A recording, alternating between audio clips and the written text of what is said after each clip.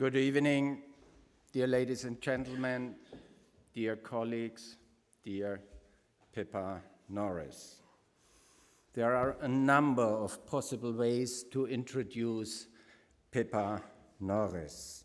The simplest one would be, here is Pippa Norris, and she will give the WZB's distinguished lecture.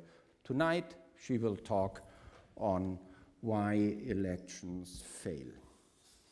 And I would not have failed to introduce her correctly, since most people in political and social science know who Pippa Norris is, regardless whether they are in Berlin, Paris, London, Washington, Buenos Aires, or Beijing.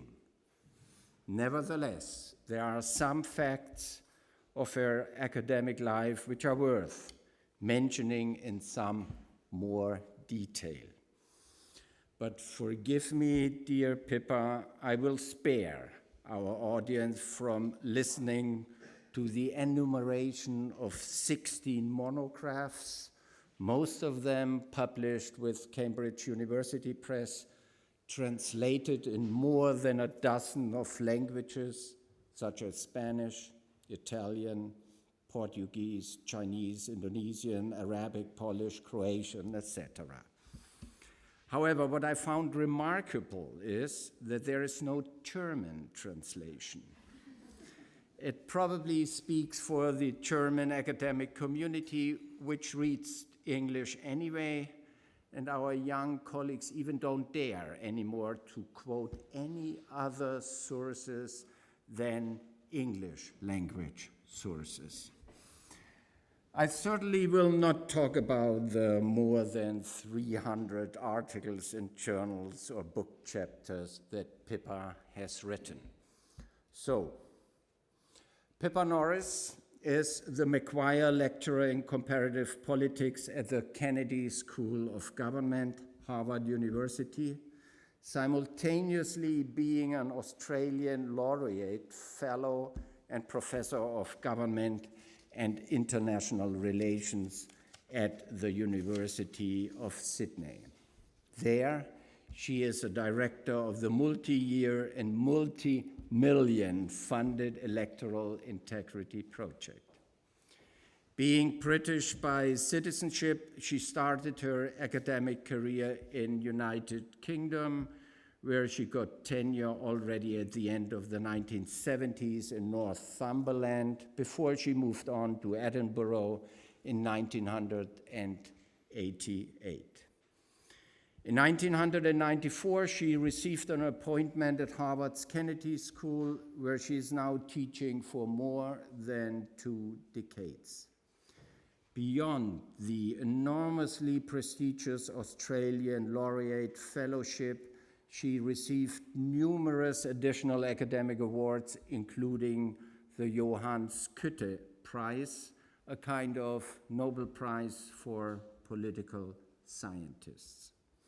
Pippa's research started in the field of gender politics, seeking to compare the barriers to women in elected offices across countries.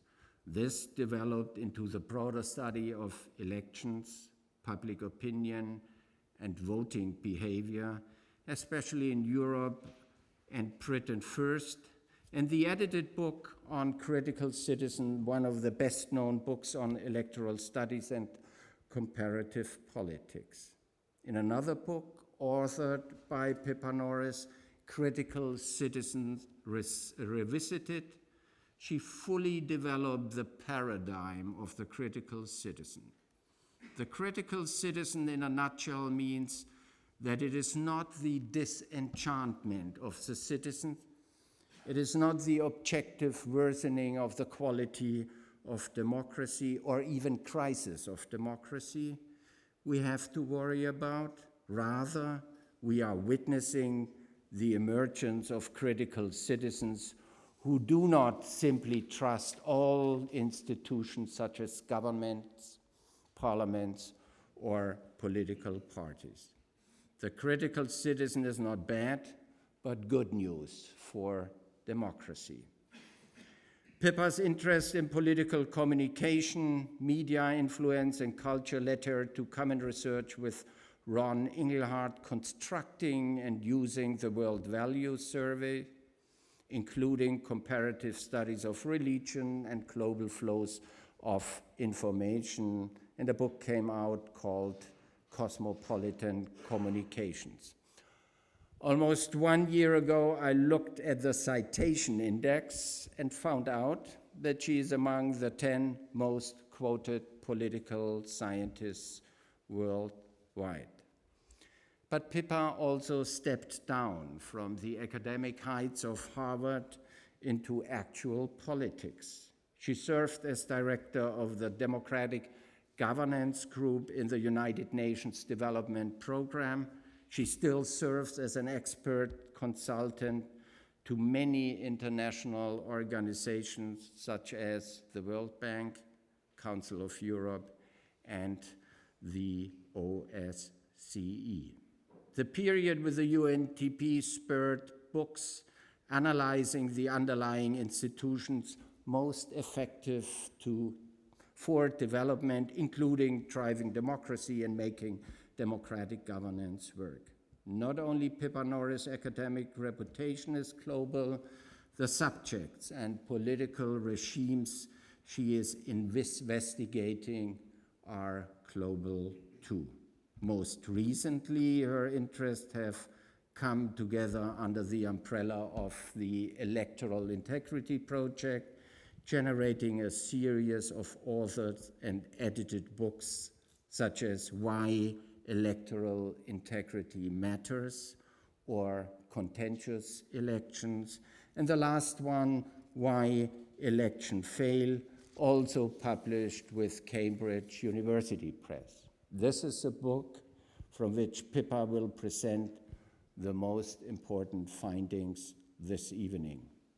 Pippa, we are glad to have you here at the end of this year as a particularly distinguished speaker of our distinguished lecture series.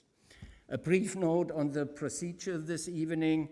We will have a presentation by Pippa for 45 minutes, followed by a 10-minute comment by Ruud Koopmans. Ruud is a director at the WZP where he directs, should I say Ruud commands, a research department on migration and integration. Pippa will have a chance to reply briefly to Professor Koopmans' comment, and then we open the discussion to the floor. After the discussion, we have a reception outside with wine and pretzel in the foyer. Pippa, the floor is all yours.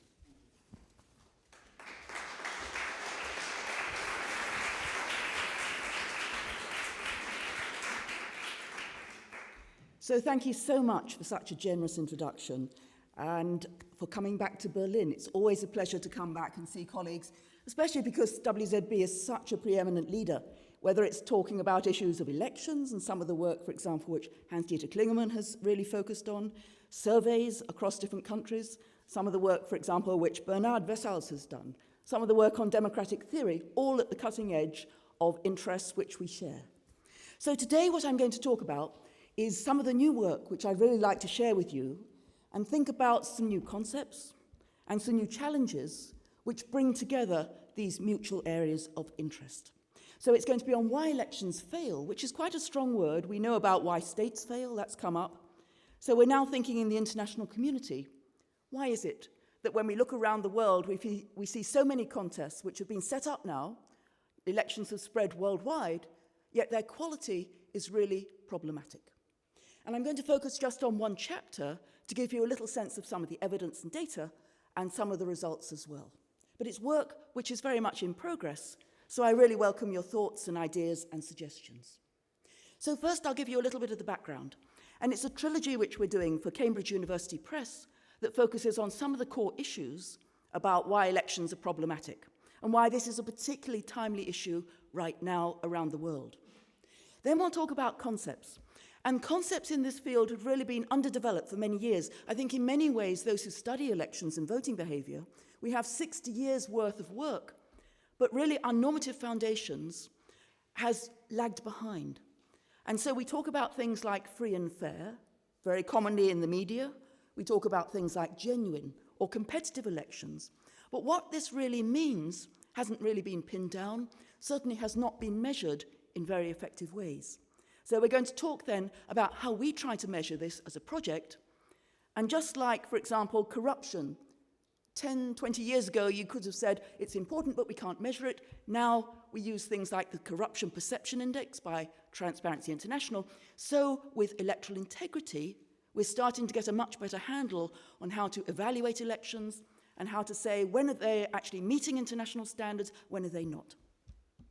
And then we'll talk about some explanations for why elections might be problematic. And we're all going to think there are many, many reasons, but I'm going to focus on 3 where I can give you some evidence. One of the ways which elections might fail in some countries is really lack of global norms. Elections are now spreading to countries which have never had a history of democracy, which might never have had competitive elections before, in populations which are often illiterate or might not have necessarily the competence of civic skills. And so maybe if countries are exposed to global norms, then they start to think about and meet those basic standards of how elections should run.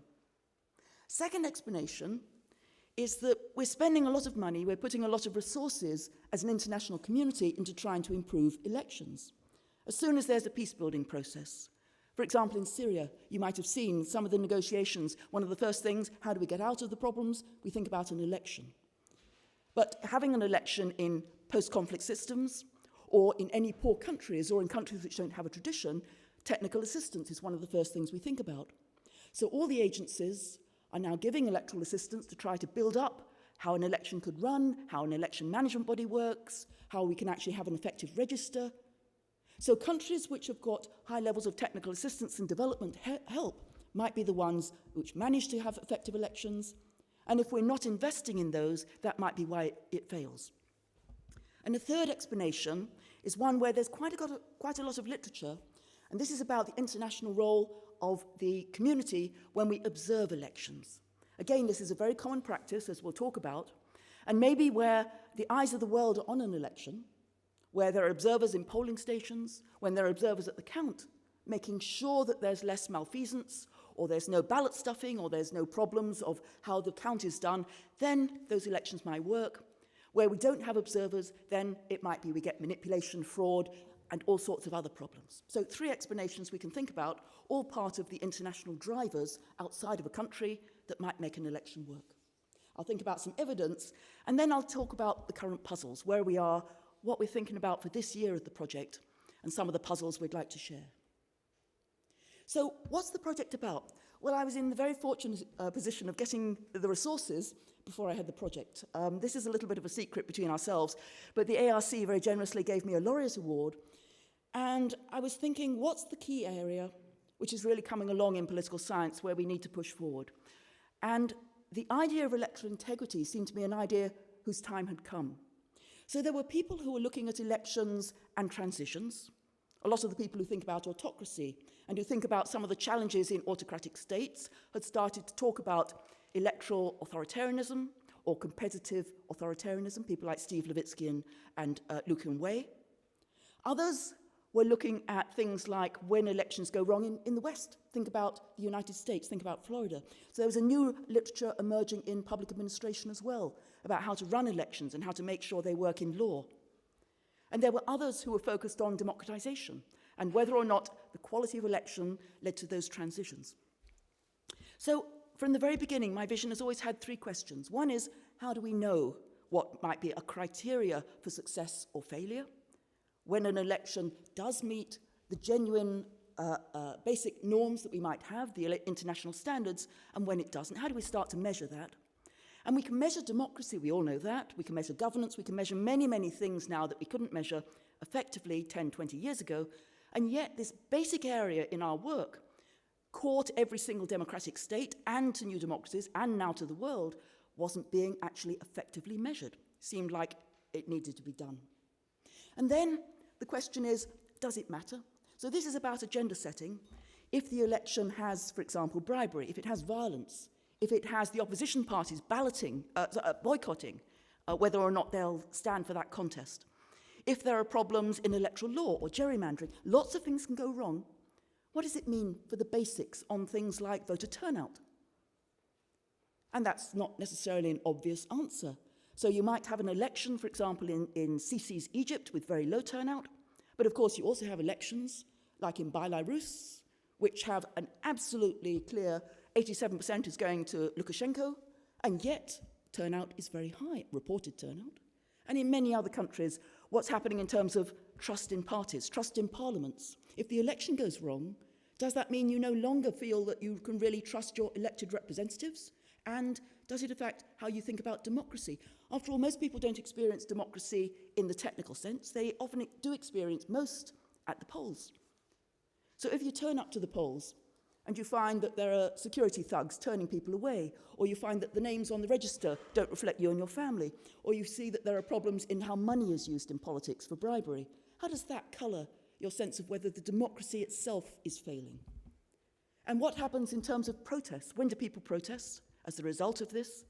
And again, we can think of issues in many countries where protest hasn't just been peaceful, but has turned from demonstrations into violence. Classically, of course, things like Kenya, 2007, post-election violence where thousands were killed, many were displaced, and a country that was on its way towards stability and economic progress was pushed back many years. So it's not just something perhaps that elites care about, it's not just something academics care about, it could be something the public forms its judgments. And then the last question is, as it were, the learning question, what is to be done? So I'm not just concerned about setting up effective scientific measures and analysis, but also thinking we're spending a lot of resources on this. We're trying to improve elections. How do we know which of these initiatives has the most effect? Which is having the best impact on improving the quality of elections? Which policies, which interventions? Is it things like capacity building? Is it things such as improving electoral management bodies?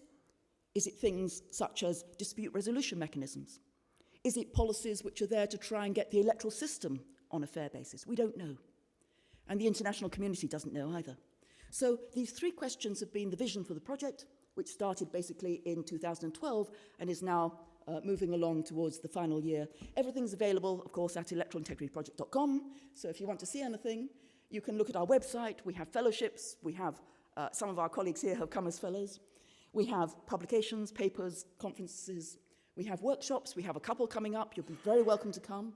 And we try to be very inclusive. And we're trying also to really involve the next generation of younger scholars. This is an area which, for many people, particularly if you come from a country where your elections are problematic, if you live in Mexico, if you live in Ukraine, if you live in Russia, this is the issue that people are passionate about, but we haven't necessarily had either the conceptual frameworks or the evidence to actually understand it and to really build a framework and to build a scientific literature. So the project has had 10 different workshops. These are the 3 books, which is Cambridge. Cambridge will be very pleased that I've given you with the little flyer and everything. So the first one came out, Why Does It Matter? And that's about political behaviour. And that, if you think about it, is using electoral integrity as the independent variable on all the classic things we use in political behaviour in any survey, based on the world values to actually analyse those issues. And so the second volume is Why Does It Fail? And the third one is What Do We Do? So why does it matter? This is the sort of questions we look at, issues of legitimacy, political behaviour, issues of conflict and security, issues of electoral reform. Potentially, if an election works or it doesn't, that could affect all different types of citizen engagement and civic engagement. But today I'm going to talk about this.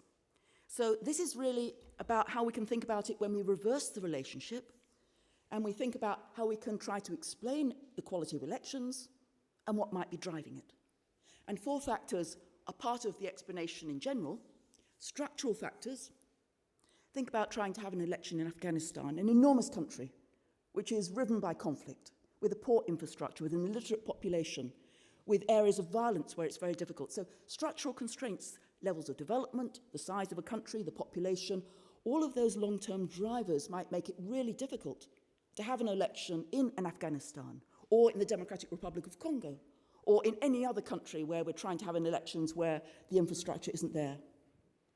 It could be international drivers, and I'm going to talk about that in more depth. It could be the type of constitution, power-sharing constitutions with all the classic features such as proportional representation versus first past the post, the way in which you have a federal structure or a unitary state, the way in which we have checks and balances, all of those might be important. And then the role of electoral authorities, the key people who implement elections, that might be important. And I won't go into all of these, I'll just focus on chapter 4, but I'm very happy to answer and talk about any of the other questions. So the first thing, we have to get our concepts right. What is electoral integrity? Well, here's some examples of when it goes wrong. And I think thinking about specific cases illustrate the diversity of challenges. Thailand, which was in 2014, the country was seen as really promising for democracy in the region, but it had always been divided between the rural and urban workers, between the red and the yellow movements. There was polarization, and the street violence was such that the opposition came out and they were so critical of the government that the EMB, the electoral management body, couldn't actually open the polls in 10% of the districts. The rest went to the polls, 90%, but the result was seen as invalid. The Constitutional Court overturned it. Within a fairly short time, the Prime Minister had to stand down. There was a military coup. And the military says, and they've been promising for a year now, that there will be another election. I think there will be at some stage.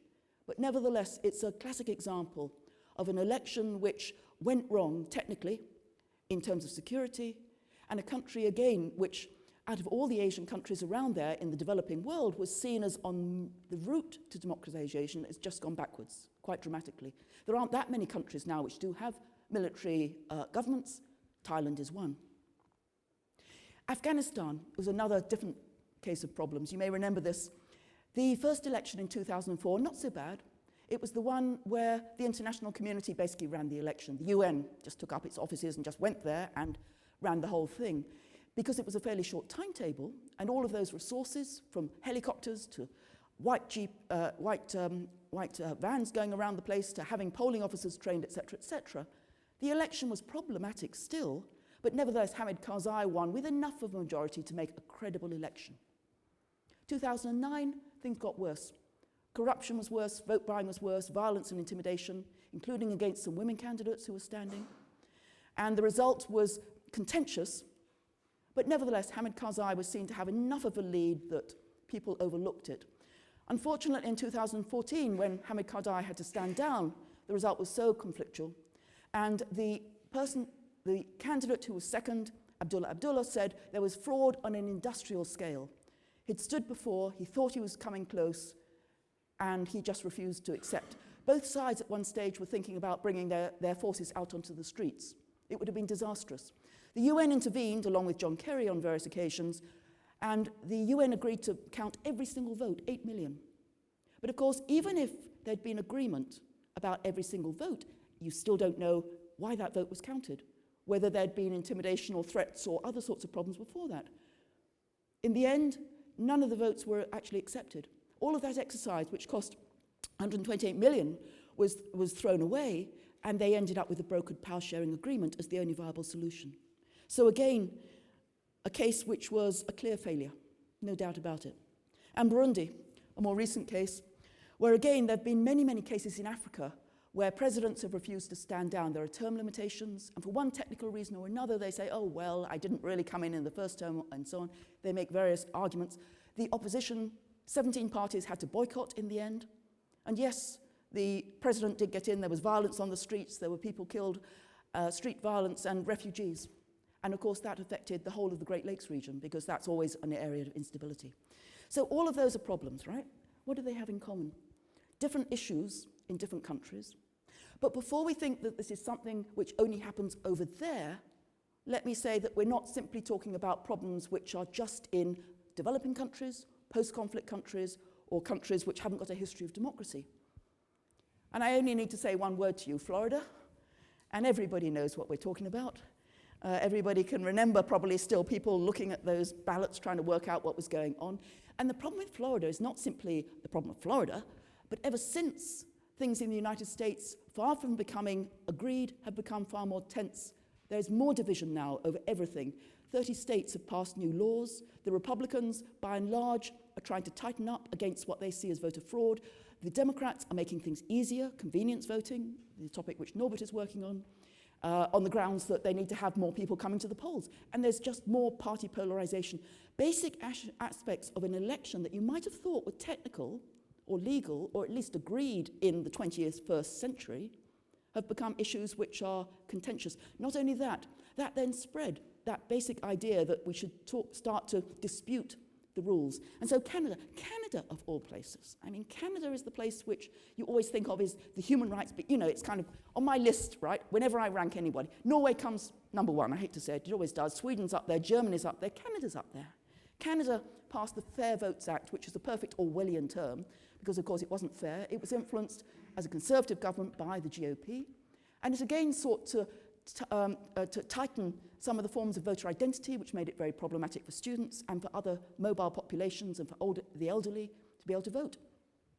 Fortunately, of course, Trudeau has come back to save the day, but nevertheless, I think elections have become more contentious in Canada and in the UK, where there are these issues, and in Western Australia. They actually lost some ballot boxes. They fell off the back of a lorry. I mean, literally, this wasn't just a metaphor. What we're saying here is, obviously, these are actually Anglo-American democracies by and large, which is not accidental, but nevertheless, many countries have problems. And these problems haven't gone away. They've actually become more argumentative. So what do they have in common? So here's the concept. And the concept is one which, let me emphasize a couple of things to clear the air. Number one, it's not based on democracy. It's not saying, let's talk about Bob Dole. It's not saying, let's think about contestation and participation, all those familiar ways in which scholars think about how we can work out a democratic election. No, this is based on international standards.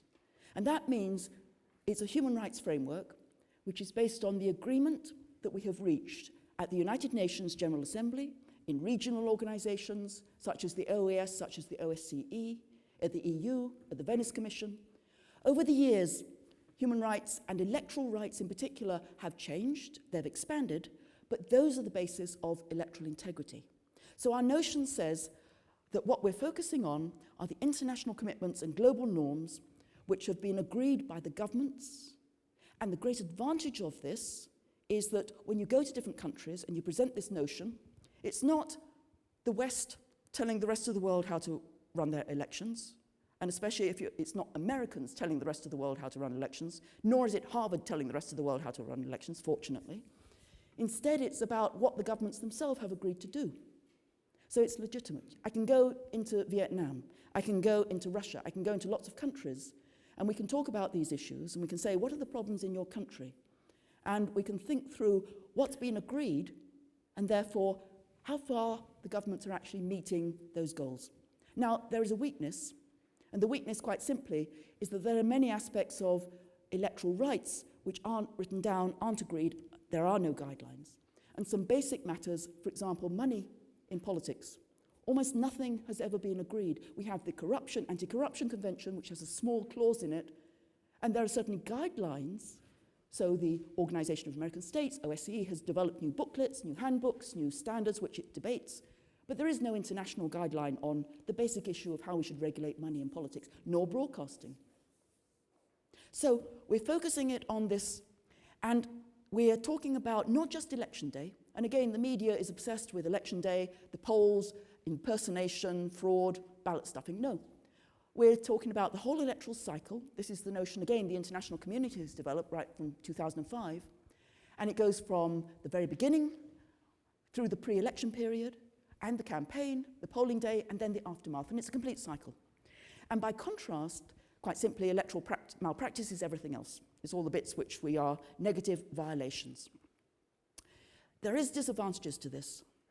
And the disadvantage is that it's not a tight, neat theory, and therefore not a tight, neat concept. It is somewhat untidy, but it does have the virtue, essentially, of being authoritative through the virtue of the bodies who have agreed on it, and being legitimate in the sense that it's the standards, even if there are minimal standards that everybody accepts. And it goes right back to 1948, obviously, and all the conventions on human rights since then, which refer to elections, 1966, etc. So how do we measure this? So when we think about this, we break it down into 11 steps. Others, such as Andreas Schedler, has already talked about a chain, and we developed that further. So we said, let's think about all the different steps which are sequential, and the problem could be election laws. For example, how far do election laws provide a level playing field, or how far do they discriminate against certain regions or certain groups or certain parties? It could be gerrymandering. By the way, gerrymandering was actually created in my fair city of Cambridge. It's one of the things that they did. But also that's really critical in a number of countries like Malaysia. Why does the government get 40% of the vote and 60% of the seats? Gerrymandering. You don't get that under PR, but you certainly do under majoritarian systems. It could be under voter registration. And again, here we have to say not just who's on the register, but who gets to be a citizen, and therefore to have the rights to vote. And of course, in many countries, minorities, classic minorities, traditional minorities do. New minorities don't necessarily get citizenship in the same basis. And it goes right through to party and candidate registration. How much is there gender equality in the list? How do we represent minorities in the candidates or in the parties? The campaign media, the campaign finance are basic issues, and by the way, some of the most problematic.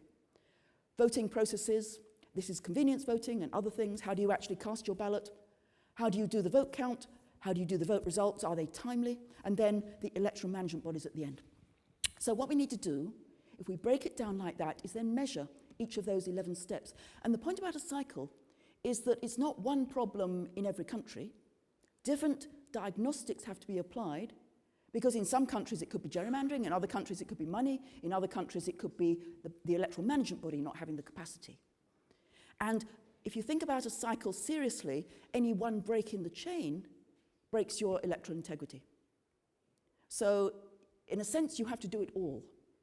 Because even one, for example, again, electoral laws in Singapore are so skewed towards the dominant party that once you get that wrong, everything else goes wrong.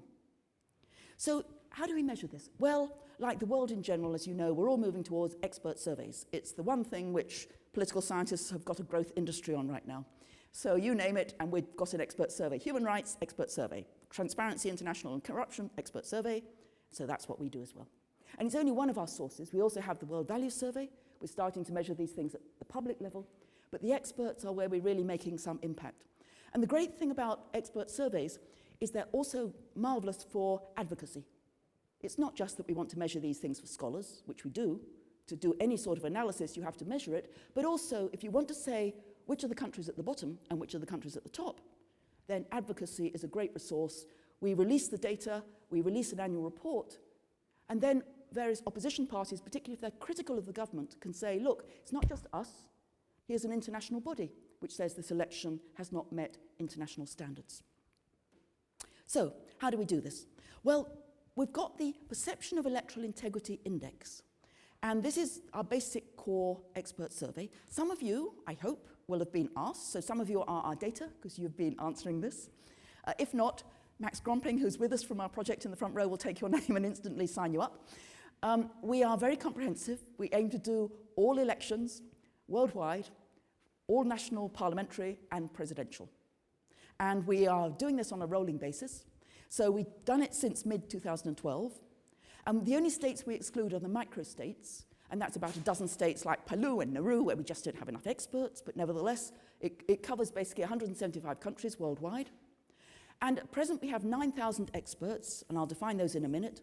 And we basically, in PEI 3.5, that's our latest release, have covered 153 elections, 127 countries. Our next release comes in February. That'll go up to max 150, 160, something like that, countries. And so we're kind of taking over the world. And whenever an election occurs, we go into the field 1 month after the results are announced, and we ask our experts. And essentially, we are doing this on a complete basis. And then we're also doing some new subnational studies. So if you take a case like India, or if you take a federal state in particular like Russia, you really want to be able to look within the country at the variations as well as across the countries. Mexico, we've done that. The United States, we've done that, and so on. Everything is shared. All you graduate students, if you want some new data, and you know data is like the manna from heaven, that's what allows you to publish, the project is shared at Dataverse every 6 months. So we don't sit on our data, it comes out, and anybody is very welcome to use it, because we're doing this as a resource for the community to really be able to understand these things. And it's widely downloaded now. So who's an expert? Well, funnily enough, I turn around and it's us. So it's social scientists, and it's defined from very different fields, political scientists and others, lawyers, historians, economists even, and sociologists and all the rest, who've demonstrated some knowledge of electoral processes. And we get the names from various resources, and then we vet them, or at least Max vets them, I don't vet them, and our good staff vet them. So we're looking for people who've published, and we're looking for both domestic and international. We want to get a balance. And we're looking for about 40 experts per country. Now, is 40 enough? No, it isn't. On the other hand, there are many expert surveys which are based, like the Varieties of Democracy project, on 5 experts per country, which I found outrageous. Between ourselves, that is. Nobody here from the... Anyway, if they are, well, I can easily offend everybody. But anyway, 40 experts. So how do we evaluate them? We'll talk about internal validity, external validity, a whole bunch of other stuff, because political scientists and so on love to talk about that. But let's say that we have a mean response rate of 30%, and of course it varies a lot. So you come to a country like the Netherlands, everybody's great, they all fill it out dutifully, and so we get a very high participation level. But again, you go to a country like Azerbaijan with very few people who are electoral experts who publish in this field, and then email, which is erratic, etc., and of course our response rate is not so good. But of course we're also repeating the same measure over time in the next election, so the more we do it, the more valid, the more we can actually see, is it consistent, or are there great variations? So what do we ask? So this is a little bit of our handout, and I know that some of you might have the handout with you, and I do that because, of course, it's useful just to be able to see. Always social scientists want to say, how's it measured, what's the questions, is it comprehensive? We have 49 questions, which are just about electoral integrity, broken down into the 11 steps. And so we're trying to say for each one some basic questions, and they're not technical. We're not asking them to use a D'Hondt system or a Hare system. We're asking them on a judgment, on a 5-point scale, the following sorts of things. So think after the German election a month later, we come back to you and we say, will you fill out our questionnaire? Do you think electoral laws were unfair to smaller parties? They favoured the governing party, boundaries discriminated, the voter electoral register was accurate or inaccurate, etc., etc. So that's our basic core measure that we then use for our survey. Now, is everything measured in as much depth as we'd like? No. But on the other hand, we have to limit, as always, any questionnaire. As you know, something has to give. And we're going to have, by the way, a new rolling area where we change it every year. So when we've got a new theme we want to put in, we can actually put in 5 new questions on a year just to see how people respond on those particular items, because obviously things aren't static, and we'd like to be able to measure things as they change as well. So what's our results? Well, here we go. And this is where I'm afraid I'm going to ask for a little bit of audience interactivity. I know it's not very German, but nevertheless. What we've got here is first some countries which aren't being covered. So these are countries where there hasn't yet been an election in the time that we're looking at. So for example, Canada has just had its election. That'll be in the 4th release. Russia is not included at the national level for the Duma or the presidency, parts of Africa and so on. We have some who don't have any elections, and there's a very few cases, only about 4 or 5 worldwide, places like Qatar, mostly the Gulf states, monarchies. And then there are some who have elections in the constitution, just have never held them, like South Sudan. And then what we do is we just basically look at the range of different responses. And here what I'm presenting, I've taken all those 49 questions, just turned them into a 100-point index to have a look at it first, and then we've looked at the countries. And Max, I should give credit for, again, to give a bow, because he's our map person. Anything that we need mapping, he does it.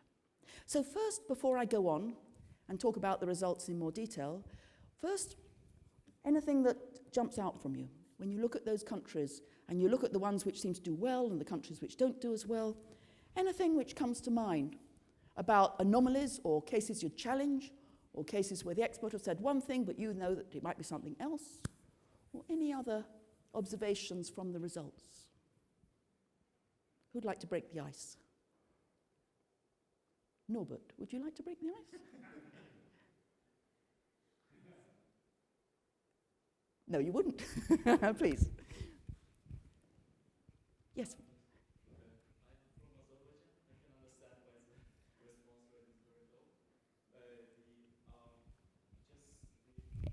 It's moved its map. It's done it on its own. I'm sorry. We have a gremlin and go back. Back, back, back, back. There we go, Azerbaijan. So Azerbaijan is is low, not right at the bottom, but low. In my opinion, Azerbaijan is also low in other indices, for example, in Transparency International, That's right. Wolfgang, and other stuff. So there is a very close, I would say that the parallel with other indices. That's right. There's a strong correlation. So Azerbaijan, you think, is probably about right. The experts have kind of got it right. And by the way, we never put the thumb on the scale. When the experts say something, so long as there's a certain minimum, we go with it. We don't say, oh, well, we don't think that one's, so we never do what many pollsters do when they adjust for this. Although we do use imputed values, but that's something else. Any other? Please, Bernard. I don't know whether I see that right, but there's only one country outside of Europe which has a very high electoral integrity, right? Yes, in good old Uruguay. Uruguay, the Switzerland of Latin America, always comes out well in various other things. And Costa Rica. And Costa Rica is always great. If ever you have a chance to go and do political science research in Costa Rica, it's a great place to go and do research in whatever. So yes, it is heavily Northern European. And that, of course, might give us some clue. But, of course, that's not surprising because, again, Northern Europe comes out great. Scandinavia comes out great on everything else. Women, democracy, human rights, you name it, they're up there. But the variation elsewhere, yes. That's right. So the United States comes out at the worst of all the democracies. And this isn't just, by the way, one election. We've done it twice. We did it for the midterms, and we did it for the presidential, 2012, 2014, in both cases. It came out about 36th out of our ranking overall, out of our 123 countries. And of course, you talk to colleagues and you say, is this right? And they say, oh yeah, that's about right. So, and somebody who lives in the United States, I think that's, that's okay. I think that's true. And again, that says it's not simply an affluent, established democracy that gives you a good rating. Now, that's good news. That says that it's not simply, the more development, the more modernization, the better we can get. You can still get it all wrong. Please.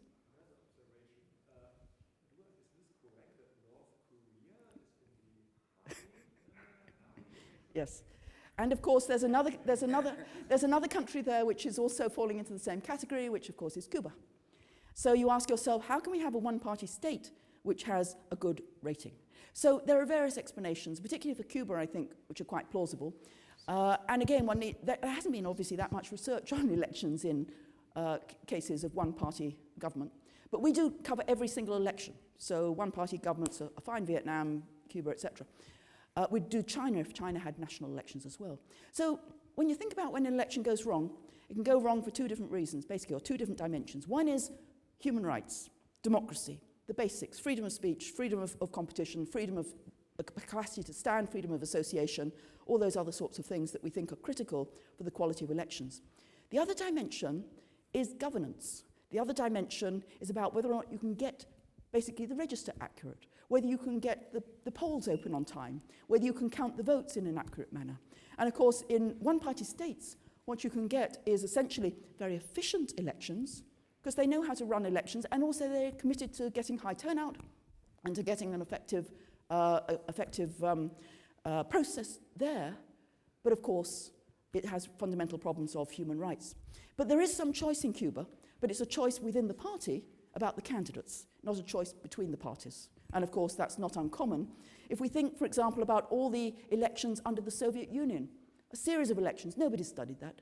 I mean, there was an early book, Richard Rose, on elections without choice, but very little research whenever I talk to my colleagues who focus on the region about all of those elections. So we do need to understand what goes into an election and why an election might be problematic or why an election might be seen as scoring better. Any other, please? Yeah, I'm making a point now that I was planning to make in my comments, but since you opened the discussion about this topic now yourself, I'm going to make it.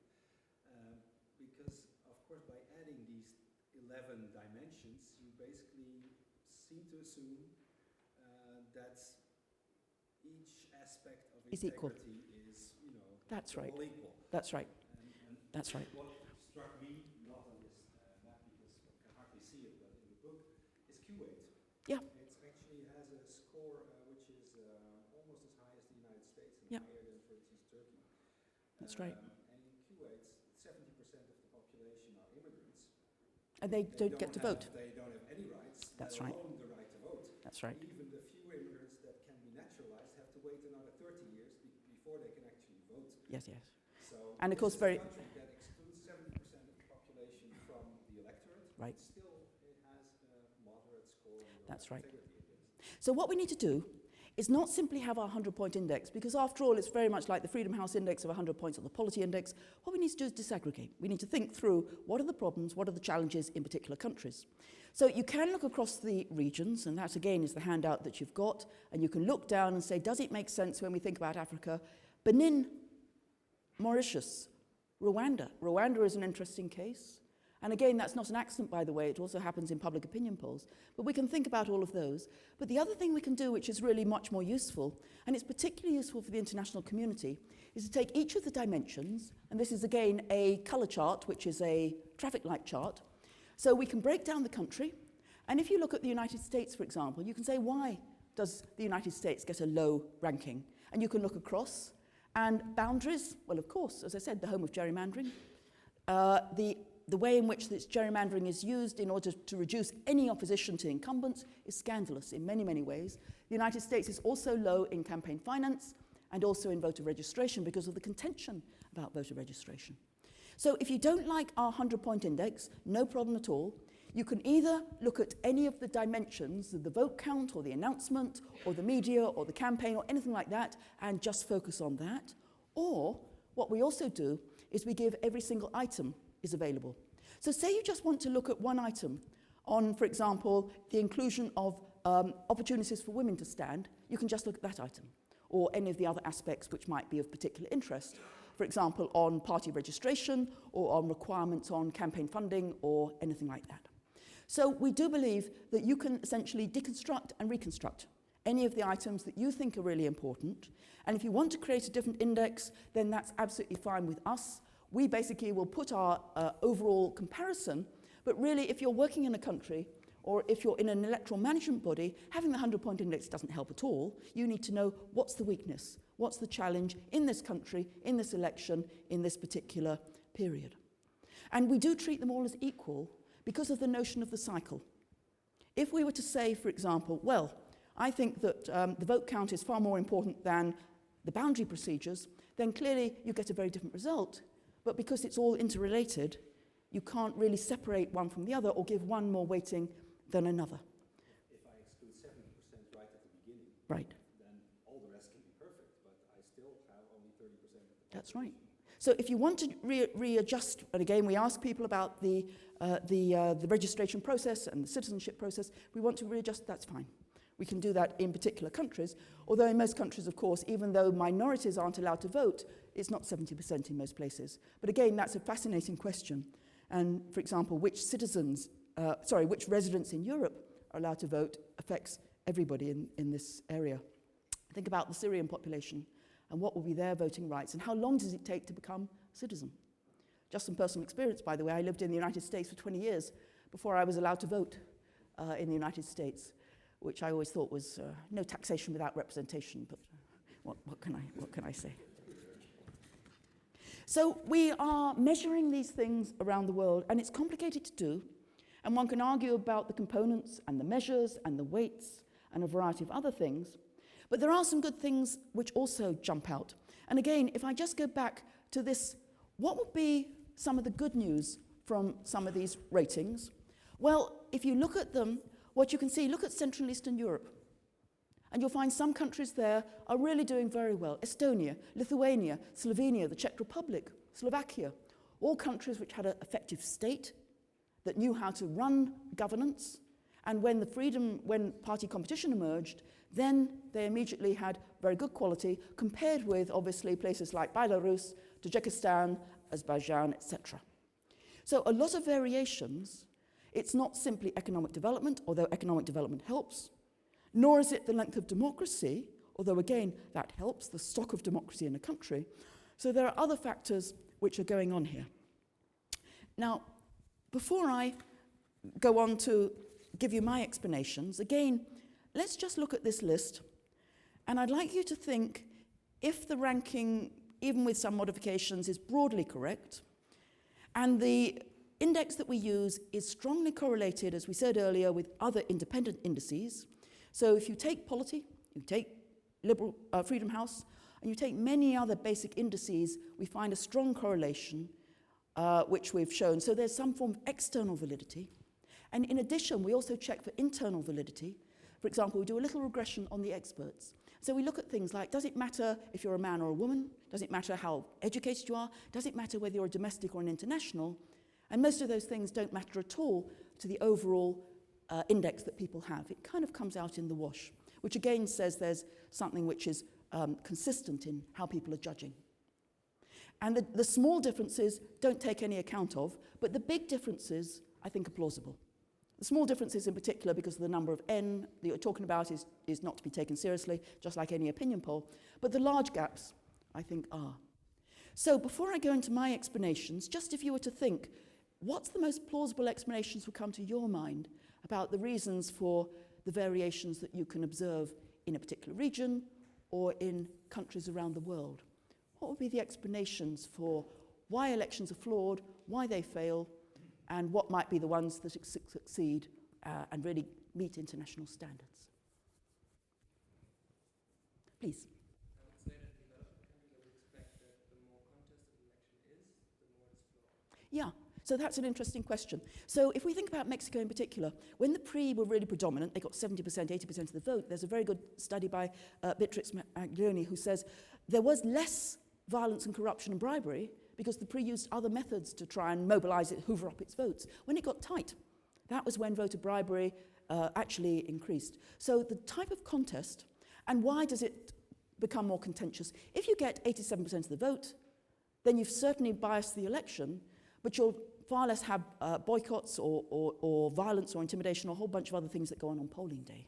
So the closer the election, the more contentious some of them have certainly proved. Please.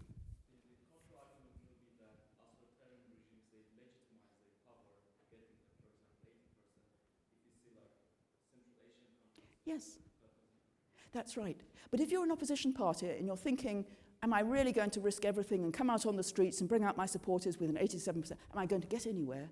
What the election does is, of course, it legitimizes the ruling party, but it basically says it doesn't matter what I do as a leader or a party supporter, I can't change the results.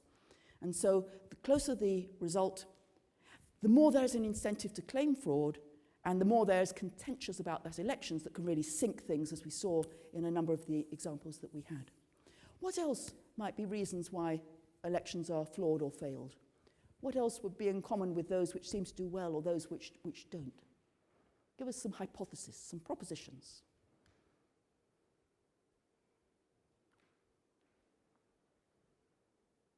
Everybody's thinking. Please. Yes. So the more homogeneous. Let's think about a society which is very divided, a Papua New Guinea or at least a DRC with long years, 30 years of conflict. And you're coming up to a peace process, and the first thing the UN does, have an election. So under that system, it's such a fragile state, and especially if you combine that with winner take all, then obviously that's a potential opportunity. And people like Jack Snyder in particular have said the timing of election might be important. And if you're a divided society and you've come through from conflict, and then you try and have an election, you might actually heat up the rhetoric rather than creating consensus and some sort of agreement and some sort of stability. And if you have an election before you have rule of law, then you've got those issues as well. So the more homogeneous the country, presumably, theoretically, so social composition, ethnicity, religion, all those other drivers of conflict. Think about the causes of civil war, and some of those issues might well spill over, certainly to some categories of elections in some regions of the world. What else would come to mind? And there are some other obvious things. Please, Wolfgang. The weaker the state, Yes, the more we can expect that elections fail. that's right. And this may be a problem if you don't discern and distinguish between democratic regimes and authoritarian regimes. That's right. I think about Honecker's German Democratic Republic. Yeah. Perfectly organized. Yeah, that's They right. would probably perform better than your United States of America. That's right. And think about a case like Haiti, which has no capacity whatever, and really everybody has to, I mean, there is no civil service, especially after a humanitarian disaster like the earthquake, and yet they're trying to have an election. But there's no local authorities, there's no staff who are impartial, there's no civil service that can run these things, and very little experience of it, or even the technology that you need nowadays to run a large-scale elections in many, many countries. So the better the capacity of the state to govern, then presumably the smoother certain things. And think about registering a population, say, in the Democratic Republic of Congo. I mean, what an immense task that is. For a start, you don't know what the population is. You haven't got a census. And then you've got to find every single individual. And then you've got to register them in ways which are very, very complex. And all you need to do is have one area where the register was wrong, or certain opposition parties weren't able to vote, and immediately you get contention, claims of fraud, and the whole election can lose its legitimacy. So governance really can't be underestimated. It's rather like trying to run an army and have that side in, for example, India. The number of polling officials is so enormous because you're trying to mobilize 800 million people. And so the polling officials, something like 10 million people, are trying to run the election for a whole month. And all you need to do is have one thing go wrong on polling day, and if America can get it wrong with a butterfly ballot, then you can imagine in so many other countries technical things. Again, Kenya, we spent 128 million on the biometric, well, the Canadians did anyway, biometric technology. They rolled it out too late. They supplied everybody with high-tech equipment, and they failed. Nobody could get it to run. They had to run with paper and pencil in the end. So high-tech solutions in poor governance, a recipe for failure. And people are always being sold high-tech solutions for a variety of reasons, etc. So governance might matter, the composition of the population might matter, and other sorts of issues. Other factors, again, please, Simon. Wondering about the Gini coefficient. Yes, inequality. Look like you've got a really serious middle class, you're going to do better on these. So that's a kind of modernization thesis. Samuel Lipset, Classic 101. And if we have a large middle class, that means also various other things like associations, newspapers, media, communications, and a buffer between citizens and the state, to quote one of Hans Dieter's books. So that might be an important factor. And certainly economic development is associated, although it doesn't determine, as we can see. Please. I'm sorry, just a footnote on a divided society. I think a better example for a divided society wouldn't be Papua New Guinea. I think it would be the United States under Obama and the Tea Party. I don't think there is a better example than the United States today. Absolutely. If you saw, I was up last night until 5 in the morning because of the GOP debate. If any of you were there, it's just, you know, I mean, really, it's embarrassing to be from the United States sometimes. I'll bring out my British passport instead of my American one on various occasions, please. First, a small correction. Scandinavia is only Denmark, Norway, and Sweden. Yes, because we haven't yet had the other ones. So we will have, yeah. Okay, so you want Nordic? Well, I can talk about the Scandinavian countries, and I would say probably morality means something. It does, the culture. Yes, the culture. That's right. And you know, Legitimacy and legality. that's right. We were talking just yesterday to a colleague from the Norwegian Development Agency, and she said that people from Azerbaijan had gone to Norway to observe the election. They were shocked because there was no regulation. Why? Because, of course, in Sweden, things work. Nobody, you know, you trust the institutions, the informal culture actually works. Even when the election is being run from the ministry, which it is, it's not run by an independent EMB, it still works. Whereas if you're in a culture where you don't trust anybody, then even if you have the most effective EMB, you're going to challenge it, you're going to question it, you're not going to trust the courts, and therefore you've got an incentive to come out on the streets. And again, if you're in a post-conflict situation, everything, the risks are higher, and so that really can destabilize the government.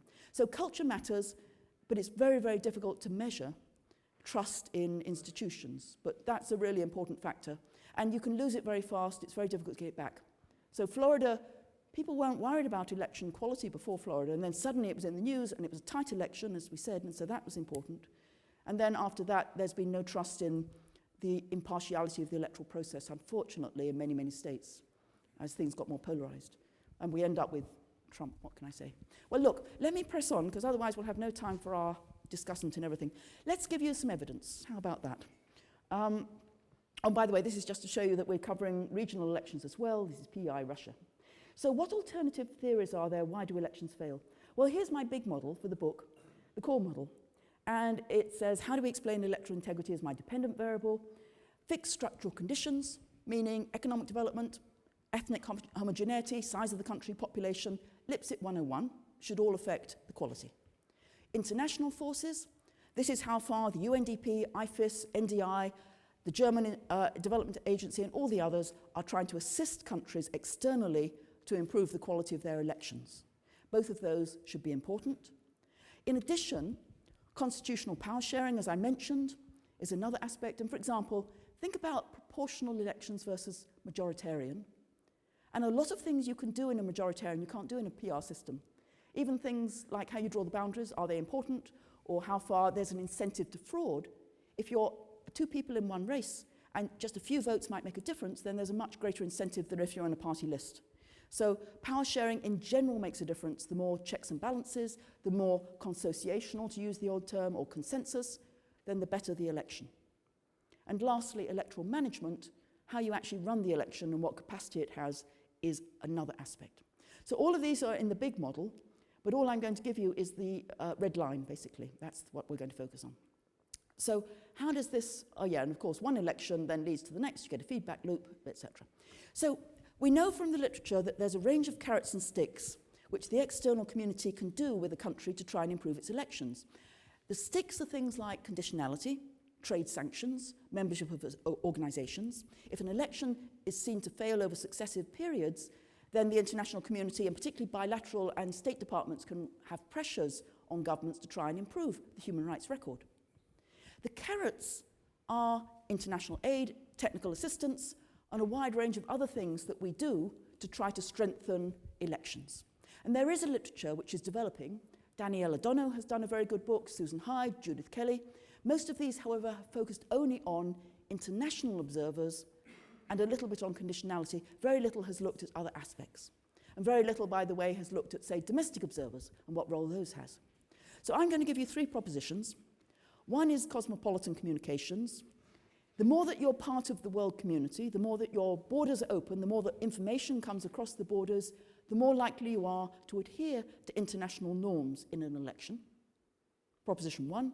Proposition 2, the more that you get development aid and assistance, the more that the EMBs are built up, and we also have better registers because development aid has invested in that, then the better the quality of governance and elections. And thirdly, electoral observers should obviously increase transparency. If they're in different polling stations, they can observe, and they should also deter, and they should also produce corrections. So you can think of these as long-term, medium-term, and short-term. Here's a bit of evidence, and then I'll sit down and we can have a Q&A properly with our discussant. So first, we know that globalization has expanded. This is my evidence I use to measure globalization, and it's a lovely index produced by a Swiss institute who measure social, political, and economic forms of globalization, and you can immediately see that there's been a big shift in globalization, particularly in the 1990 period onwards. So that might be one factor. And think about countries which are what I would term parochial, cut off from the international community, versus those which are very much exposed. Now, globalization can also have an impact through your neighbors. And this is really critical. When we think about the spread of democracy, we're always thinking about neighborhood effects. If you live next to South Africa, you're more likely to get a model of democracy in Namibia and so on, and Lesotho, which produces a more democratic culture within your country. If you live next to Russia, enough said, or China. So it can be positive, it can be negative, but global forces and neighborhood effects should be important. Second factor here is aid spending. And the amount of money being spent on government and civil society is a fascinating area. We've actually got some very good statistics on this from aid and also from OECD. And this is the level of overseas development aid on government and civil society. And this is what happens. It's an amazing change.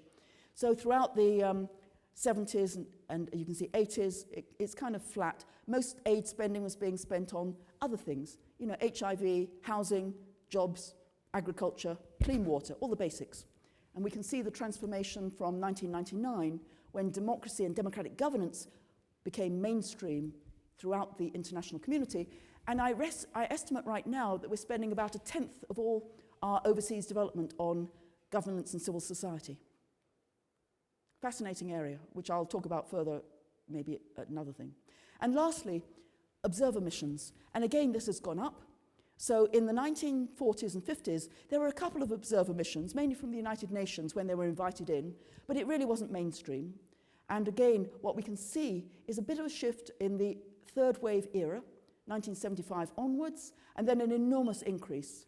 And this is essentially just after the fall of the Berlin Wall, when electoral observer organizations proliferated, both those in the West and those who are more critical of Western approaches. So if you think about the work of the OSCE, OAS, and a bunch of other regional AU, even the Arab League is now doing electoral observing. So it's become mainstream, and the more that an election is observed, presumably the better the quality might be. So what's the evidence? So let's look at this, and we'll just put in a few little things. So first, my model is explaining my PEI index, the overall 100-point index, and I'm putting in first my economic controls. So here is wealth, square root per capita, GDP, and natural resources. Natural resources is a very strong predictor. Why? Because, of course, it's corruption. So if you're in a country with high levels of oil, gas, and other transferable minerals, that's going to be a problem, as you can see, a negative coefficient. Then I put in globalization. And the interesting thing here is that once you put in your neighbors and you put in your exposure to global forces, then the level of economic development per se is less important. So regional levels of electoral integrity, what you're living and where you're living and who's around you is really important to your own national level of electoral integrity. Just like in democracy, there's an enormous literature on that, which has now tried to demonstrate the neighborhood effect, although we still don't exactly understand how it works. But nevertheless, it's plausible that the more you are around democracies, the more democratic elections you're going to have, and the more you're around countries like Russia or China or other regional hegemons like Venezuela, then the less integrity. Then I put in aid spending, and here I found results that were very disappointing, because I'm being somebody, as we said earlier, who's been engaged in the international development community, and there's no impact whatever, either on elections. Now, of course, you can model this in different ways, 5-year averages, 10-year averages, lag this, lag that, try it out and stand on your head. It doesn't matter. It doesn't come out. And an explanation why, and again, I'll show you a figure to show it's actually plausible, it's entirely true, even when we look at it broken down by country. Why might the amount of aid spending not have an impact on the quality of the election? Yeah. That's right. So the biggest, the most expensive elections are the ones which are the worst cases, where you really don't expect to have an enormous impact, and that's where you have to put your money. It's not that we can put our money, so there are selection effects which are at work here. And we don't put our money into the elections that we think are good, we put our elections into the ones that we think are bad, or problematic, shall we say, and need the most resources. So we actually need to assess this not at the level of national aggregate figures, but really by looking at a program. Does a program produce its results? So we need to go down a level to actually monitor this. And then lastly, electoral observer missions. Interestingly, and again, you can model this in different ways. I put in a measure of the stock of observer missions, the number of election missions as a proportion of elections for 10 years, and that has no impact whatever. And again, why not selection effects? We don't go into every country. The international community goes into those where we think we're going to have problems. We do a needs assessment, and it kind of comes out. So overall, you can certainly explain a large proportion of the variation in our PEI index by corruption and natural resources, globalization, and your regional patterns, and how countries learn from each other about what the reason is. I won't go into this. This is just to show you the economic relationships and to emphasize that the poor countries, by and large, have poor elections, but the rich countries are varied. So it's rather like there's a stepped effect. If you think about Tversky and his theory about democracy, once you get past a certain level of economic development, around 15,000 per capita, your elections are likely to work, but it doesn't increase or continue to increase. So a moderate income country like Lithuania is the same as in Australia. If we think about natural resources, there's a negative relationship, of course, except for Norway, because we know that Norway's different whenever we talk about oil and gas. But nevertheless, in general, the more that we have natural resources as a proportion of the income for that countries, the worse the level of elections. Globalization, things go up, again with some little exceptions, but by and large they go up.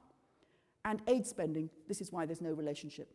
So the most expensive elections, Afghanistan, Guinea, Togo, Bangladesh, a whole bunch of countries which are really problematic, but where we have to spend the money. even though we're not able to do it. So to sit down and just to draw it together, three empirical things you can take away from this. Globalization does matter, and how countries learn from each other, good or bad, about the quality of elections. And the more that we have, we really need to go into that to actually explain that and what's happening. Aid spending isn't a predictor, because there is another reason. We can spend a lot of money on an election, or we can spend very little, but the spending level has very little impact on the actual outcome. Take an example like having to put in biometric technology, very common in African states. They're always wanting biometric registers. They're being sold this, very expensive as a solution. And Western donors are sometimes happy to spend it on that. But if it's think about another initiative. Think about a commission that's going there to recommend certain illegal reforms. You bring in 3 lawyers and you have a major change in the law for that particular election. One is very cheap, one is very expensive, and there's no way you can actually monitor the expense compared with the impact. So we really need to disentangle that a lot more to understand how spending works as a predictor of any sort of issue. And we also need randomized controlled trials, where we actually look at projects levels, and we look at before and after varying in interesting ways. And this is an area which, by the way, every graduate student, if you want to do any new experimental work, it's a great area to do. If you can partner with any development agencies, you can go into the field and really try to change some of the treatments and then look at some of the impacts. And it's a wide open field because nobody is doing it in this particular area. And then again, electoral observer missions aren't significant at the aggregate level because of selection bias. So where is it going? Well, just on the last point is that there's lots of solutions, quote unquote, there's lots of policies, there's lots of programs, and all of these just list some of them for the final volume, but we just don't know. And when I say we don't know, I've spent the last semester more or less just visiting a lot of the agencies and talking to them. I've NDI, Carter Center, UNDP, Electoral Assistance Division at the UN, and various other agencies as well. And I've said, well, what's working in your view and what isn't working? And how do we know? So you read the annual report, and it's all full of nice rosy stories. You've seen them all yourself. You know, we did this in Burundi and it worked, and we did this in Mali and it worked, and isn't NDI great? In the end, it's often just little anecdotes where even if we do evaluations, what happens is we go to the field, we ask some people, how was that workshop? Did you enjoy it? They say, yes, it was great, but did it have any impact? We don't know. So our project is thinking about all of this, and we're using multiple methods. We're working, for example, with the Organization of American States to try and work out whether observer recommendations have an impact on reforms. We're working with AWEB in a new project. AWEB is the World Association of Electoral Bodies, to try and think about capacity development of electoral officials and do some nice little RCTs with them. And then we've got other measures that we can use for things like gender quotas or for legal reforms or for other aspects of this long menu about what we might do. And we also have, for example, another book on things like conflict, and we have another book on political finance where we're taking each item. So there's a lot of things that we're trying. We're spending, I estimate, about 1/10 of all official development aid in the area of democracy and governance. Of that, a smaller proportion, about $500 million every year, is being spent on elections, by my best estimates. Is it effective? Nobody's got a clue. So there's lots of research. So these are some of our other books: Contentious Elections, Advancing Electoral Integrity, Checkbook Elections. That book's coming out next year with Oxford. We have a nice little team, and Max is with us, so he can answer all the difficult questions about how we choose experts and things like that. Ferran Martinez, who helps with the PEI, and other colleagues as well. Everything's at electoralintegrityproject.com. And really, it's a sharing thing. We produce our annual reports, we produce our data. We also gather data in the World Values Survey. And we do it so that the community of political science actually takes this seriously. We want to really create a kind of new subfield where we stop assuming that elections are elections. They're not, they vary a lot. But we're only starting to unpack the dynamics. So for all of that, if any of you can contribute, we really do welcome your thoughts, your ideas, and your contribution to this building the new agenda, which is well overdue. Thank you all very much, and welcome your comments.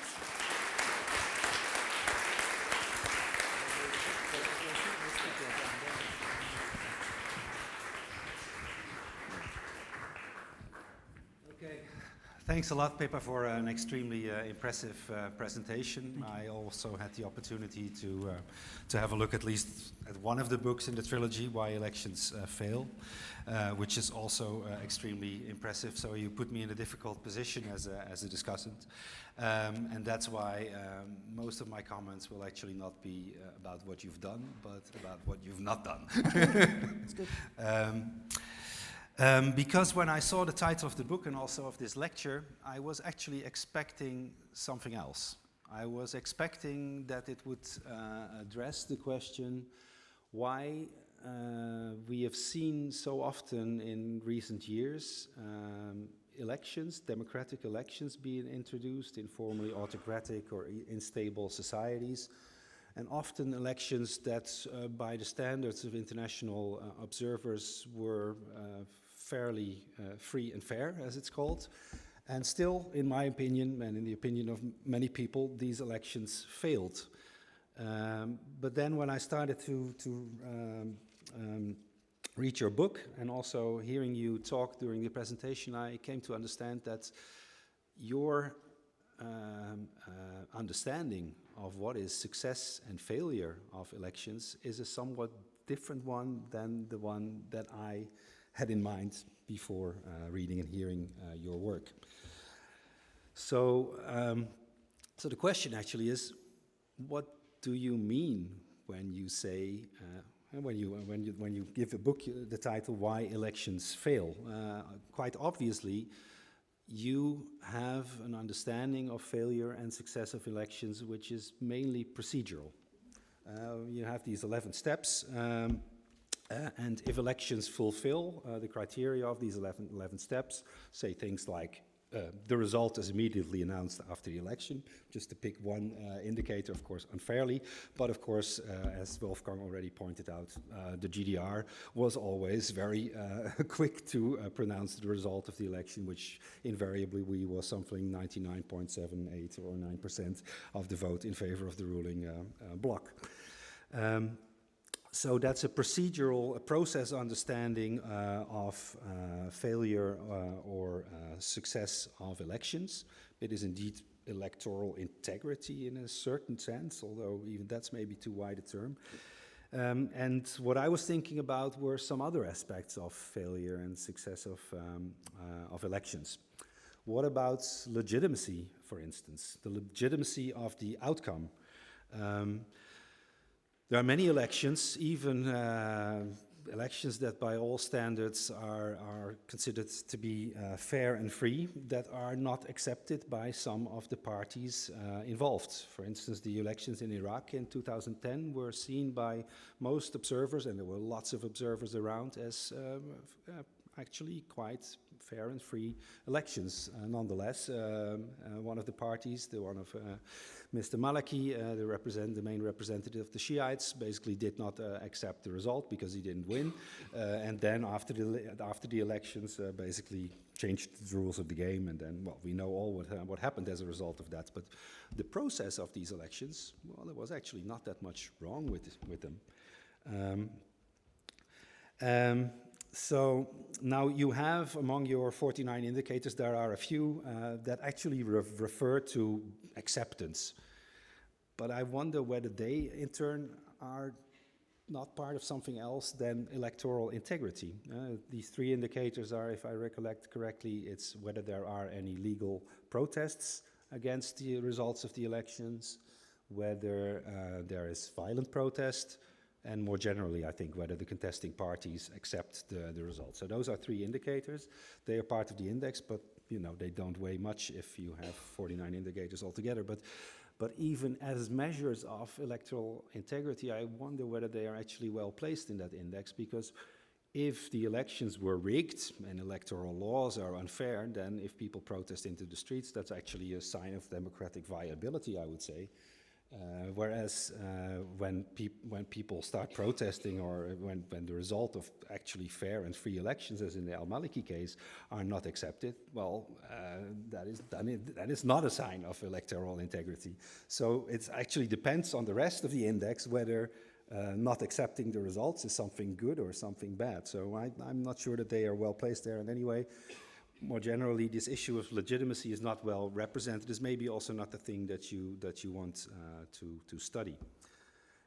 But it's of course very important, because this Iraq case 2010 is not alone. In Algeria, for instance, in the beginning of the 1990s, there were fair and free elections, but an Islamic fundamentalist party won the elections. The military didn't accept this. There was a military coup, etc. We can think of the victory of the Brotherhood, Islamic Brotherhood in Egypt, or the victory of Hamas in the Palestinian territories. There are many examples. So legitimacy, acceptance of the results is one measure also of the success or failure of elections, regardless of the procedural integrity. Then political stability. Elections are also often seen as a means to create political stability in formerly unstable countries. That at least was the illusion that George Bush and his associates had when they introduced democracy into the Middle East with not much success, as we know. So free and fair elections do not necessarily and often do not lead to political stability. They can actually lead to more political instability. And the other way around, not so free and fair elections can lead to extreme political stability, as in North Korea, for instance. We can also think of more less extreme examples. So political stability is also a measure of the success or failure of elections. And finally, and perhaps most importantly, there's also something like substantive democracy. We talked about that in this discussion a little bit during your lecture. I pointed out the case of Kuwait, others pointed out the cases of North Korea and Cuba. Now, we may say that maybe by many of these 49 indicators, Cuba, Kuwait, and North Korea are living by the rules of the game, but to call this electoral integrity is stretching the concept quite far, I would say. And that applies, of course, more generally. To what extent should it also bother us in the sense of success or failure, what actually the outcome of elections is? If the outcome of elections is that undemocratic or even anti-democratic movements come to power, and maybe then subsequently actually abolish democracy, electoral democracy, or make it into an electoral democracy, North Korean style, which in your indexed skill still scores fairly well. Is that success or failure? Is, the elections, to take a really extreme example, but maybe one that's not quite irrelevant. I mean, in Germany, in the beginning of the 1930s, the elections that brought the Nazis to power, by your standards, I think these elections would actually have scored quite well. Procedurally, there was nothing wrong, but the outcome, I would say, was a failure. So, yeah, I think that sums up my argument. So, just to reiterate, I think you have a rather, the title of the book and of the lecture, Why Elections Fail, is actually, in my opinion, a little bit of a misnomer, or at least you focus on a very specific aspect of failure and success, and not necessarily the aspect that most people would think of when they hear the question, why do elections fail? Thank you.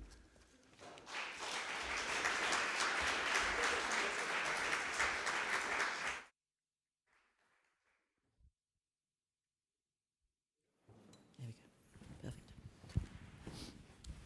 Perfect. So we have an additional 30 minutes for discussion, and I thought I should open it immediately to the floor. However, Pippa already opened it to the floor during her talk, so I would then prefer to give you 5 minutes.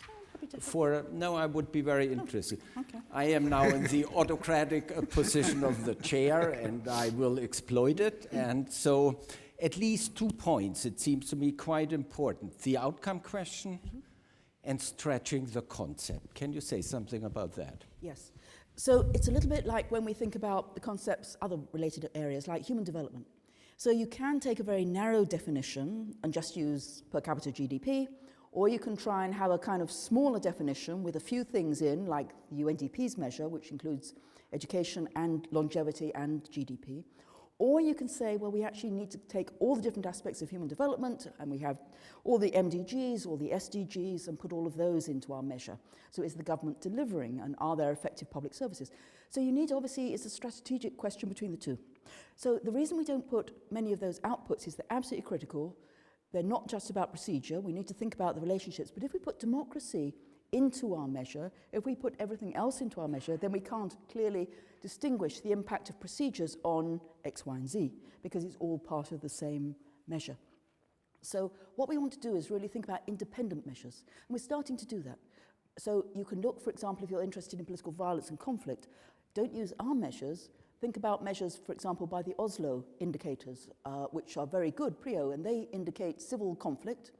And then there are other measures by Susan Hyde and so on. So where we can say, does the procedure that we measure have an impact on conflict or on democracy by another measure or on any of the other substantive outcomes, on legitimacy, you can certainly say, does it have an impact on how the public perceives or satisfied with either the election, how far they trust the authorities, how far they trust the outcome, or how far they trust democracy. All of those are things absolutely that are part of this big agenda. And the lovely thing about this is essentially you can use electoral integrity as a dependent or independent variable within political science, but it opens up new ways of thinking about all of these issues. What I don't want to do is use our PEI measure to predict from within the PEI another set of PEI. In other words, I don't want to use our measures of demonstrations and say, does the quality of the law affect then the perceptions of violence, because that seems to be a little bit too closely measured. It can just be an expert thinks the whole election went well, and so they kind of check down the box and give it good grades. So I think using these as independent indicators and thinking more broadly about those with other measures that we do have on legitimacy, on political stability, we've obviously got some very long-standing measures of that, on conflict, on acceptability, on boycotts, we've got some good measures of that, is a good way of thinking through, does the procedures make a difference? And it's very much in that regard like Dahl's notion of democracy. How does he practically define it in terms of procedures? He doesn't take every aspect of democracy, he narrows it down to the classic items that we put in, and then we try to measure those. And we can measure procedures quite clearly through experts, but then use other independent measures. And we actually have something where we call it PEI+, which is the PEI index plus the quality of government index, which Stockholm issues on a regular basis, with basically 1,000 different measures of a variety of different social developments, economic developments, political indicators, type of state, you name it, they've got it. So I think that's a big agenda that you need to look at, but I'm still happy just to focus on measuring the procedures as the core, and also as the thing which is most important for the practitioners. So what can they do? They can change procedures. They can change the institutions. They can change the rules of the game. They can change the law. They can work with administrative processes. So it's the most policy relevant for them in a particular country if you're trying to do something. Can they change acceptability, legitimacy, culture? No. Can they change even things like per capita GDP? No. Can they change the distribution of natural resources? No. So we know that some things might matter, both as causes and effects, but there's only some things which are policy relevant, if you like. And all of the steps that we have, you can think of particular practical reforms which you can address procedurally, and then you hope it has this broader impact. But again, just to come back on the issue of democracy, substantive democracy, as we say, we're not defining it in terms of democracy. So it's an empirical question for us whether the procedure of election has an impact on the quality of democracy. And when you look at it just as a relationship, it's simply a curvilinear relationship. So the countries which are good on democracy are also good on elections. When you come down, in particular to the hybrid states, to the ones in the middle, then you find there's this tremendous scatter. So some of the countries which have procedurally good elections are also meeting many other checks and balances, good parliaments, good rule of law, good judiciaries, various other institutions work. In other countries, you can have an election, but nothing else works. So I think keeping those two things separate is important for the legitimacy of our measure, but also for our intellectual models that we're trying to explain. It's not that it's unimportant, it's just it's not part of what we would want to measure, besides which you've got other measures out there, so we can use those. We don't need to use PEI for that. Thank you very much. Let's open the floor. I already have 2 fingers. Can you briefly introduce yourself, not with your whole biography, just your name and the institutions you are from. Yeah. Salim Samai, I live here in Berlin. I come here when I have a chance. I work for the US Army as a contractor, by the way. I don't speak for them. I'm very glad, Professor Koopman, I'm sorry about the name. You mentioned Algeria. We had the first time in the history of Algeria free elections. We had then 10 years of war and 200,000 Algerians killed each other in the name of God. And they are all Muslim, by the way. Now, my question. We all assume elections are the yardstick. They are the measure of democracy. Is there a better way than election to measure democracy?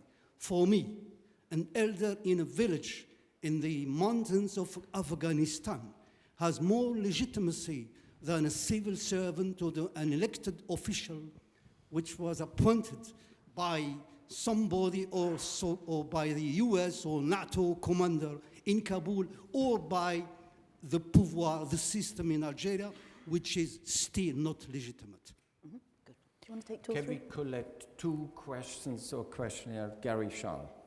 Hello, my name is Guy Schall. I'm a professor of political science in Hamburg, and I have 3 connected questions. First, your data is a gift to this community, I guess that, and you try to you produce analytical data, but I have first question whether it is possible to have a theoretical concept of election without referring to normative ideals, which are clearly different in autocratic states and in democratic states. First question. Second question, I doubt the validity of the results of your model, because first, I guess you already have calculated it.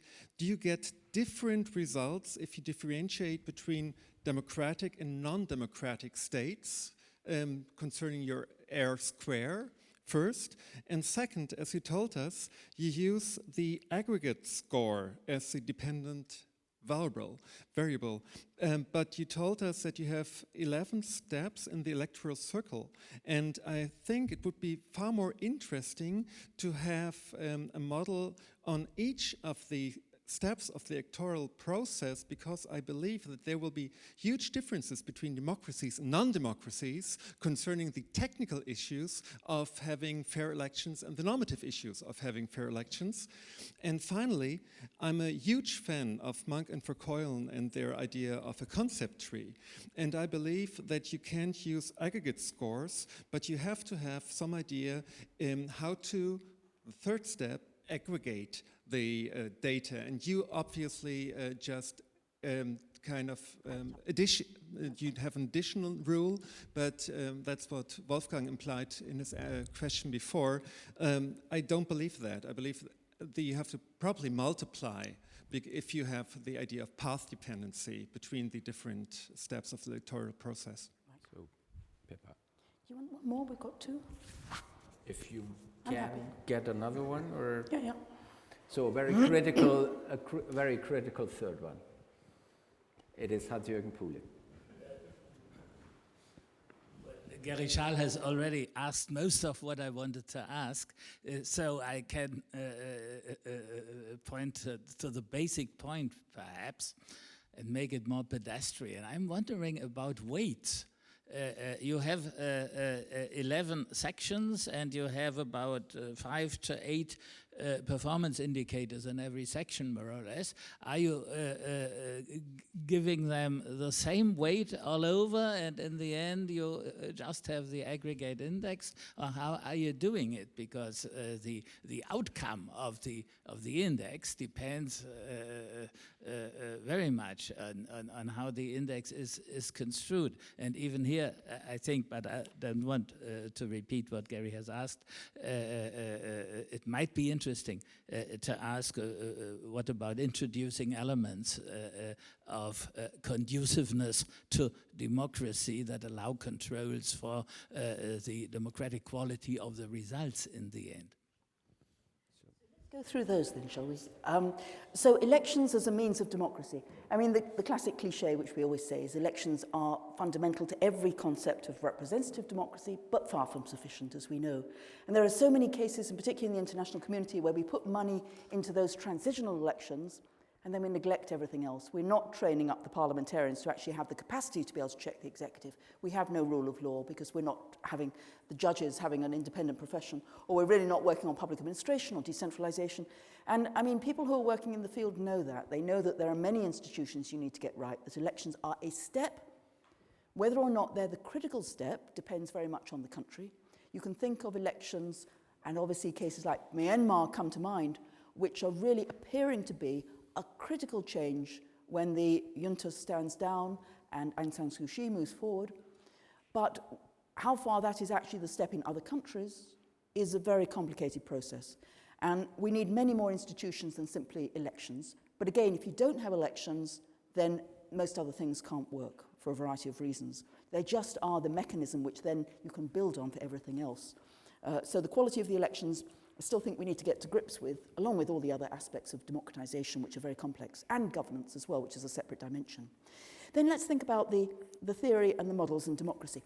So part of the problem with bringing in democracy, and again this relates also to do we want to bring it into our measure or not, quite simply, there is no measure of democracy which doesn't have elections at its core. Think about how Freedom House defines its civil liberties and political rights. Half of those questions are about elections for one form or another. Polity, when it's talking about the forms of executive, are they elected, and the powers of the legislature, and are they selected, elected, that's about elections as well. So there's no way that you can say, let's divide up the countries by any of our existing measures of democracy and not bring in elections.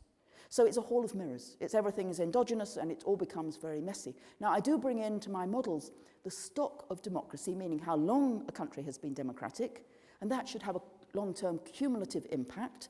The more that you've had those rules of the game, the more that you've absorbed it, the more experience you've got, then the better your elections gradually should be.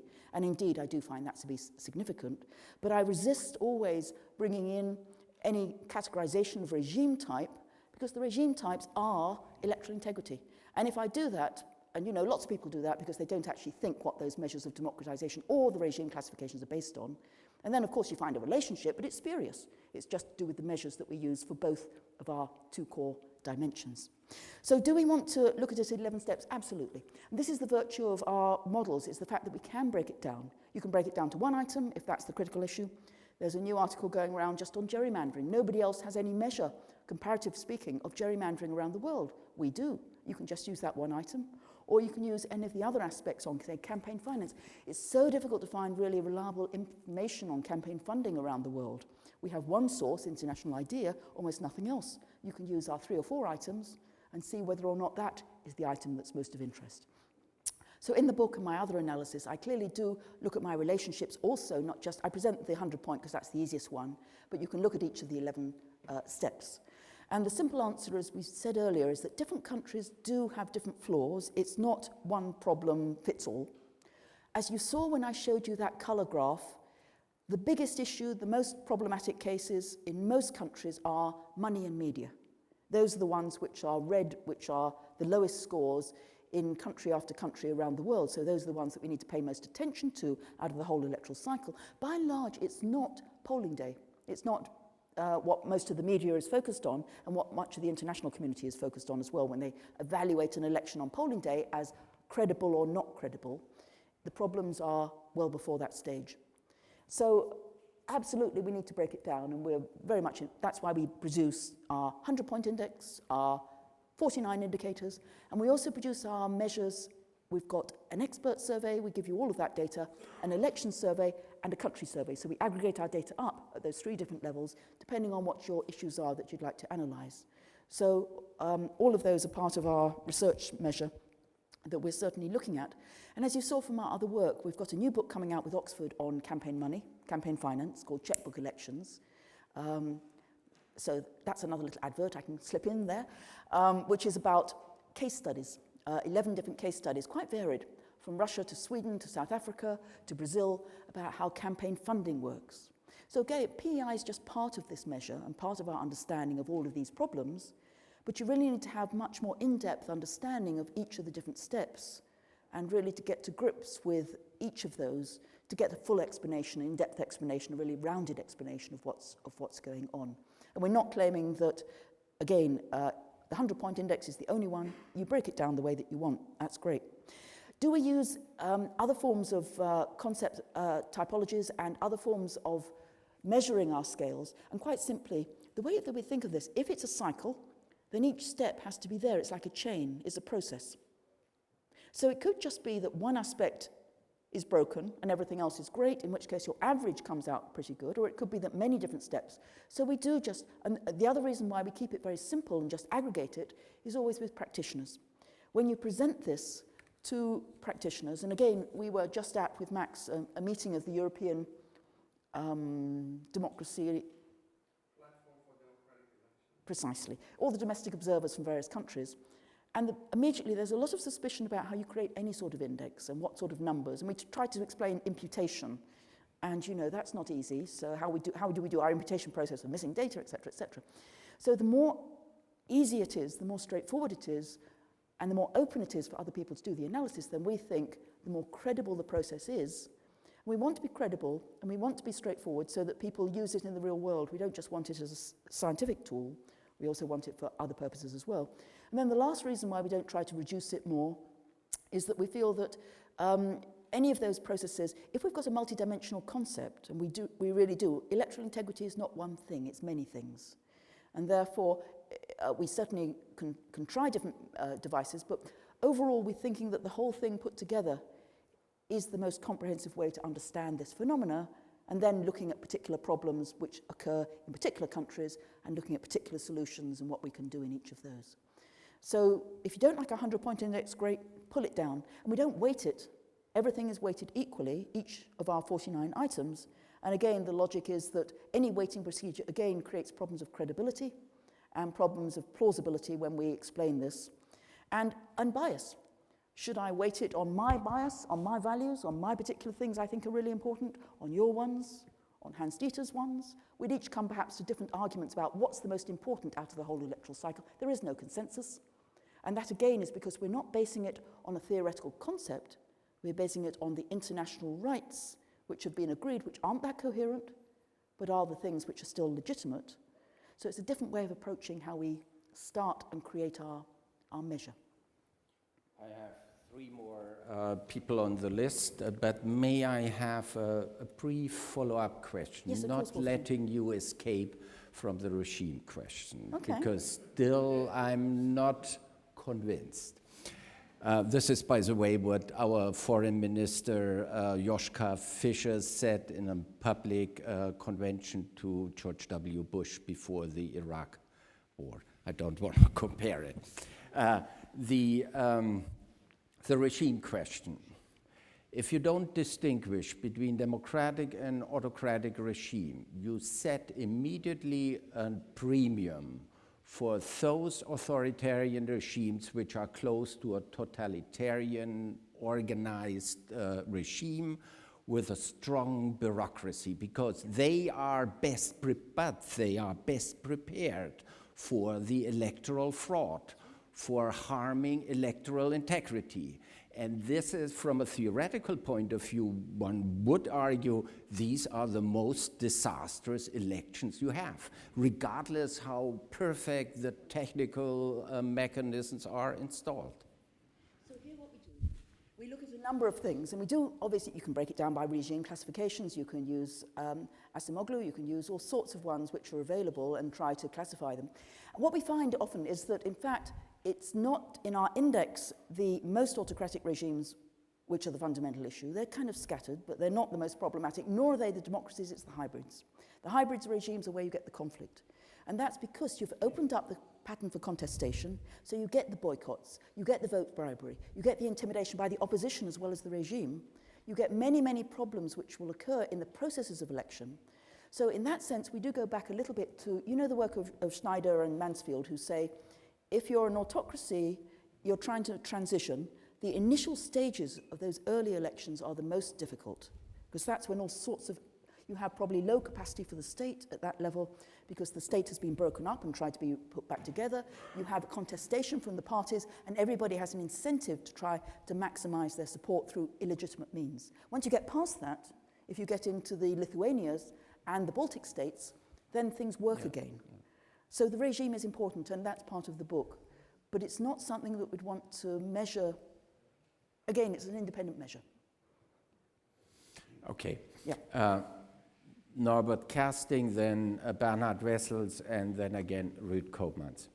Yeah, thank you very much, Pippa. I'm a little bit biased because I was working 6 months in Sydney in the program, but I have one comment on the indices. I mean, indices try to reduce complexity, and I would definitely recommend to focus on the individual variables because these are still important. Yeah. And I would doubt if the GDR would be so brilliant in this ranking, even with all the 100 items included, because some probably are not the right items. For example, in number 10, there are post-elections. Of course, elections were not leading to peaceful or to any protest. No? That's right. I mean, that is not fitting in totalitarian regimes, that's right. But on the other side, there are a couple of questions which are definitely where the GDR, even the procedure was properly done and the administration was quite good, they will fail in a lot of these items. The question which was much more impressing me was a question from Ruud. Ruud says, I mean, we have elections and they are good, and at the end they produce the wrong results. We had in the 30s, we had the Nazi regime, we have in Poland and Hungary, we have governments which are not the ones we want. And that leads me to the question, if that really is the intention of this index. I mean, is it really, we should think about it, and we should think about some normative aspects. And that brings me to the question I want to ask you. We have now in North Rhine-Westphalia a process where they are introduced, list proportional by the way, they introduce a threshold, a new threshold at the local level. But there is a big debate, should we do that? What is with the smaller parties? And that is number one here in the index. Are electoral laws, are they unfair towards two smaller parties? And the discussion in this, when it comes to electoral law, always says, okay, we also have to have a kind of a parliament where you have a concentration, where only big parties are in, not too many small parties. So is it a normative concept? Where is this concept coming from? What should we follow? Concentration or everybody should be in? Bernhard.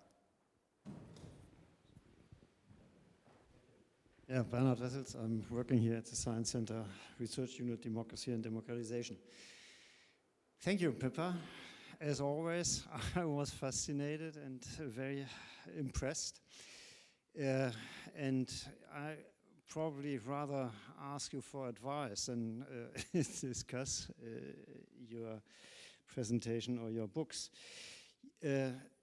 We have this very nice, very big project, the Comparative Study of Electoral Systems, and we have the Module 3, Hermann Schmidt and I have been responsible for that, and the module is called Meaningful Elections and Meaningful Choices. So, and there I see a connection, and maybe it's in between Ruud Koopmans and you, the location of the question.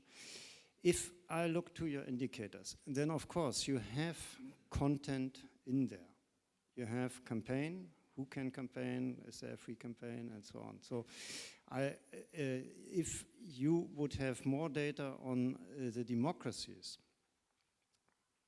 which of the indicators would you suggest? Because for those we can assume that the other procedures are okay. Which of your indicators would you propose to measure meaningful choices? So that is, there I'm asking for your advice. Okay. Another is an empirical question. Have you looked to integrity and turnout? Yeah. No relation to the aggregate level, lots of relationship at the individual. So yes, we can think about that. So, yeah, I'd like to come back to the normative issue because it's an inevitable issue since it's called the Electoral Integrity Index. So that is a normative term, and therefore, because it is a normative term, I don't think you can avoid. I mean, I understand your analytical considerations for wanting to separate democracy from electoral integrity, but in my view, and I suppose in many people's views, an electoral process that allows only one party to choose from cannot be normatively integrous, or whatever the word is, there can be, the integrity score for North Korea should be 0. And that is because these 49 indicators, they cannot be just additive. There are certain conditions that have to be necessarily met in order for a certain process to be called electoral integrity, or and the same is true for the percentage of the population of a territory that is actually included. In South Africa before 1990, where only 20% of the people could actually vote for the real parliament, even if all the other 48 indicators were okay, that should never be more than at most 20 on your score or your index from 0 to 100. So, and that is not just, of course, an issue of theory and analytics. It's a normative issue that's also extremely important because, as you say yourself, you want to carry this out into the real world. But what does the real world see? Kim Jong-un says, oh, we're doing actually quite well. And Kuwait sees that it's actually doing quite well. So, this has an impact. If you go carrying around this like the Human Development Index or like the Polity Index, it has real consequences. That's right. So we are naming and shaming. That is the name of the indicator movement nowadays. And you say these countries do well and these countries do badly. So Lithuania, when it was the best in 2014, so they put that as their headline, aren't we doing well, better than America?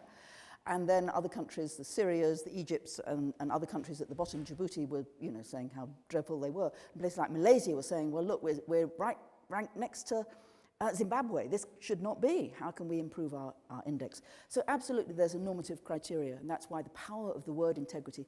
Electoral integrity, by the way, is a term we stole from a very good report that was done by the Kofi Annan Foundation. And the great thing about electoral integrity between ourselves is that whenever you say electoral integrity, everybody says, oh yes, that's important. When you say, what does it mean? It's kind of fuzzy. Nobody knows exactly what it means. So it has some virtues. So let's go through those different points. So the first point from Norbert, what about the ways in which we can think about, do we need to have, how does governance and democracy relate? So you can think of this as just like I did in my other book about making democratic governance work, the two dimensions. One is governance and one is democracy. In some cases, neither of them works. So you have dreadful elections which are fraudulent and biased and manipulated and incompetence as well. That's entirely possible in a number of different countries which are trying to have elections nowadays. You can have some elections which are failing because they're fairly democratic, but they don't have the capacity to run an election. So the governance public administration 101 is just as important. And in fact, most countries around the world are in that category in terms of the new democracies. They have set up elections. They haven't got the capacity to do it effectively or efficiently. So I don't underestimate that. I think that's a really fundamental problem to implementing elections. If you can't run them well, then everything goes wrong. Other countries have essentially good governance, but bad human rights. And again, Singapore comes to mind. How does the country manage to have a single-party government? It's because of the biases in the legal system. The election works like clockwork. It looks as though it's great, but in fact it's biased because the human rights of the minority parties are totally skewed in the electoral law. And then some countries, everything works. Both of those things work in the established democracies. So I think there are these two dimensions which I regard as equally important because an election is about governance and getting it right, EMBs and all of that stuff, as well as about human rights and inclusiveness. Now, should we put in some sort of threshold, for example? Should we say we're only going to look at states with competition? Well, the trouble with that is that we can clearly say some countries are one-party states, so that will kick out Vietnam and a couple of others as well. But of course, competition itself is actually defined in many different ways. Some countries, you can't stand as a party, you can only stand as an independent, Jordan, Bahrain. In other countries, you might allow to have two parties for a variety of reasons through the electoral law, but any other parties are ruled off. Think about even things like ballot access for independence in the United States. Competition is severely restricted. So do we say one party is bad, two parties is okay, and everything else is fine? So party competition is a complex matter. Say you have a system with a fragmented party, think about Russia, but one party gets all the predominance in, say, the media. That's a sort of party competition which can be critical in an election, and that's an equally important bias as having a law which says you can't stand as another party. And what happens if you have popular participation in the selection of candidates, which you do in Cuba, even if you only have one party? There is actually village, communal, and other forms of local interaction to choose who should be the candidates. Similarly, in Chinese local elections, it's a very interesting question about what level of competition there is and what the function of these elections are. So I think we need to understand them all. I wouldn't want to put a health check and say I'm only going to look at this category of elections, because it's what we do in the West all the time. And then, of course, if there's any transition, we suddenly don't understand how it happened or what was going on. Why, for example, Cuba might liberalize within our lifetimes, and then we can look at the elections under a one-party state, and then elections as a hybrid state as it went through. So I want to look at the world. I want it to be global. And I want us to think about all of these things and then basically do multi-level analysis. So our PEI is one index, but let's look at the conditions of party competition. How does that vary in our PEI index? How does the procedures vary under different types of regimes? How does it vary under different types of culture? How does it vary under different societies? All of those are things we absolutely have to look at, but you don't need to put everything into one index. You keep them separate, and that way, at least you've got some rigorous independence between the scholarly studies that we're looking at. What about CES? Now I have a great thing, basically. In your very first wave of the CSES, we asked, are elections free and fair? We dropped it. I don't know why. It seems such a basic question. Sarah Birch did a great first article, really important on that, and she found it to be really important. And others, and again with PEI and the World Values Survey, we know that when the public thinks that the election is unfair, and we have a 9-item battery that we'd love to put into CSES, not that you've got room, but we ask 9 different items about public perceptions of the election, including, for example, rich people buy elections. There's a lot of vote bribery. The electoral officials were fair, the journalists were fair, etc., etc. So we have positive and negative. And I think the Afrobarometer, some of the global barometers are picking these up. The World Values has this now in 40 countries, and we're going to increase that in the 7th wave, so we'll have for the first time time series data on public perceptions. Really important when you bring in a reform, does the public respond? Or really important when you have a scandal, does the perceptions of the public go down? And at the individual level, there's a strong link between your perceptions of electoral integrity as a citizen and whether you vote, between your trust in parties and your trust in parliaments, and your satisfaction with democracy.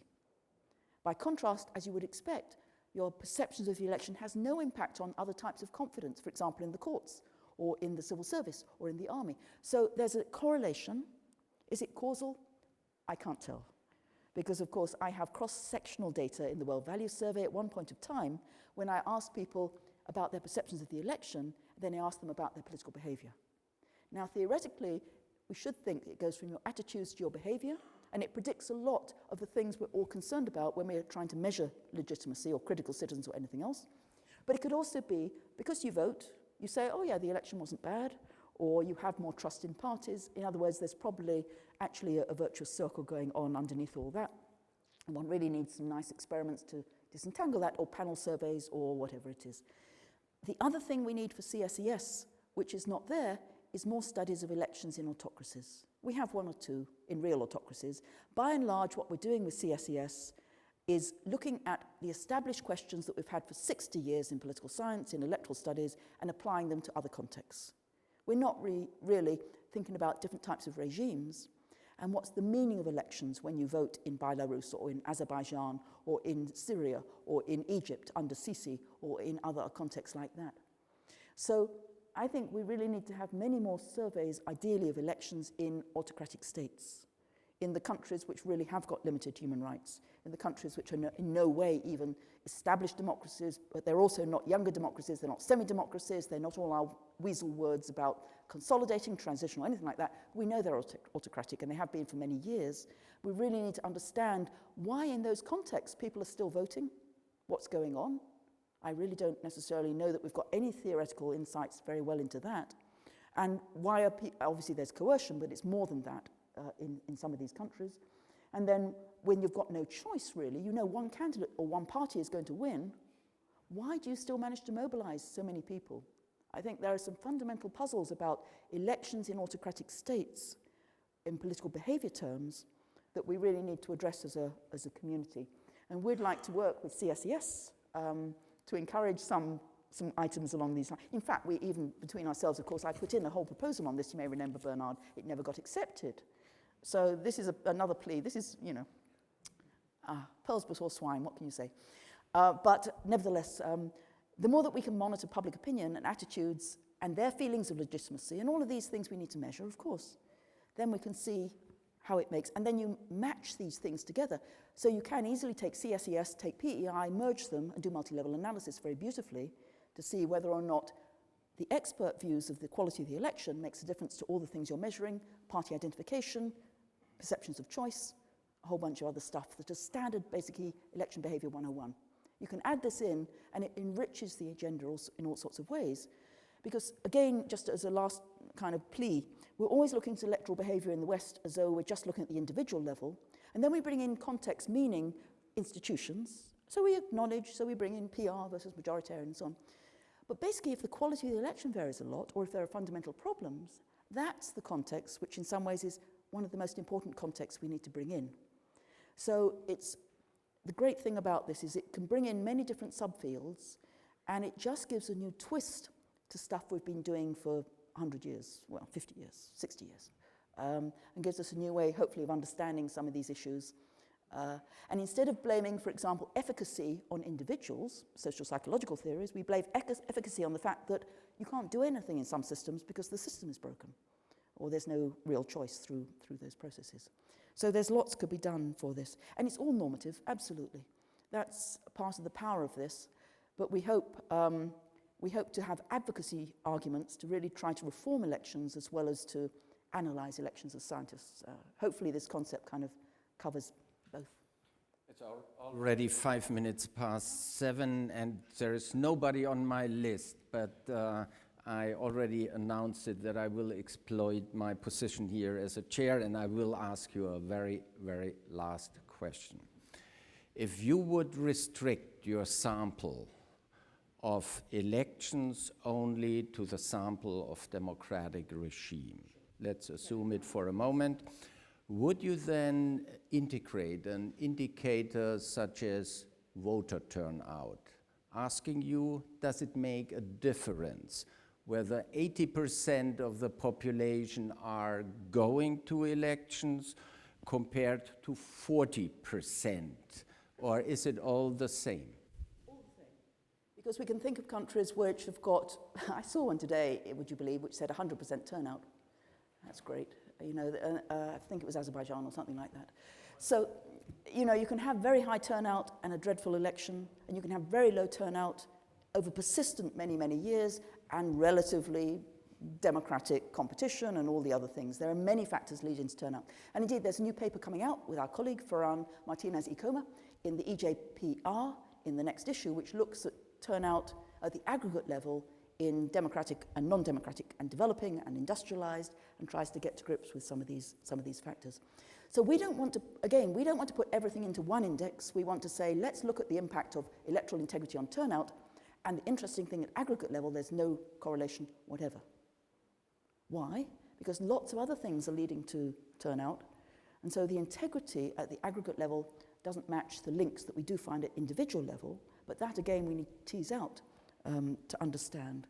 And the other point is, of course, anybody can just take our countries and just pick it and look at whatever definition of democracy they want and just focus on that.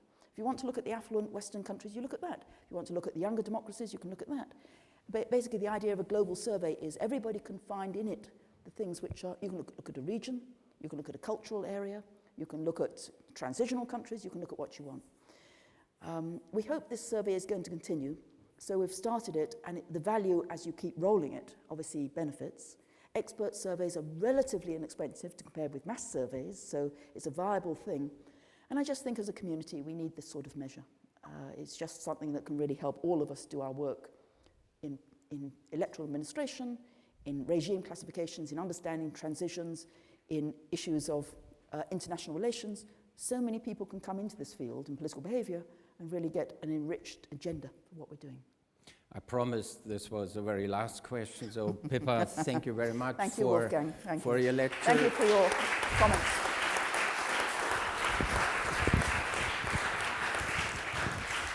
And thank you very much for being here and being here for more than 2 hours. There is a remuneration outside in the lobby. Please enjoy it and please enjoy the conversation.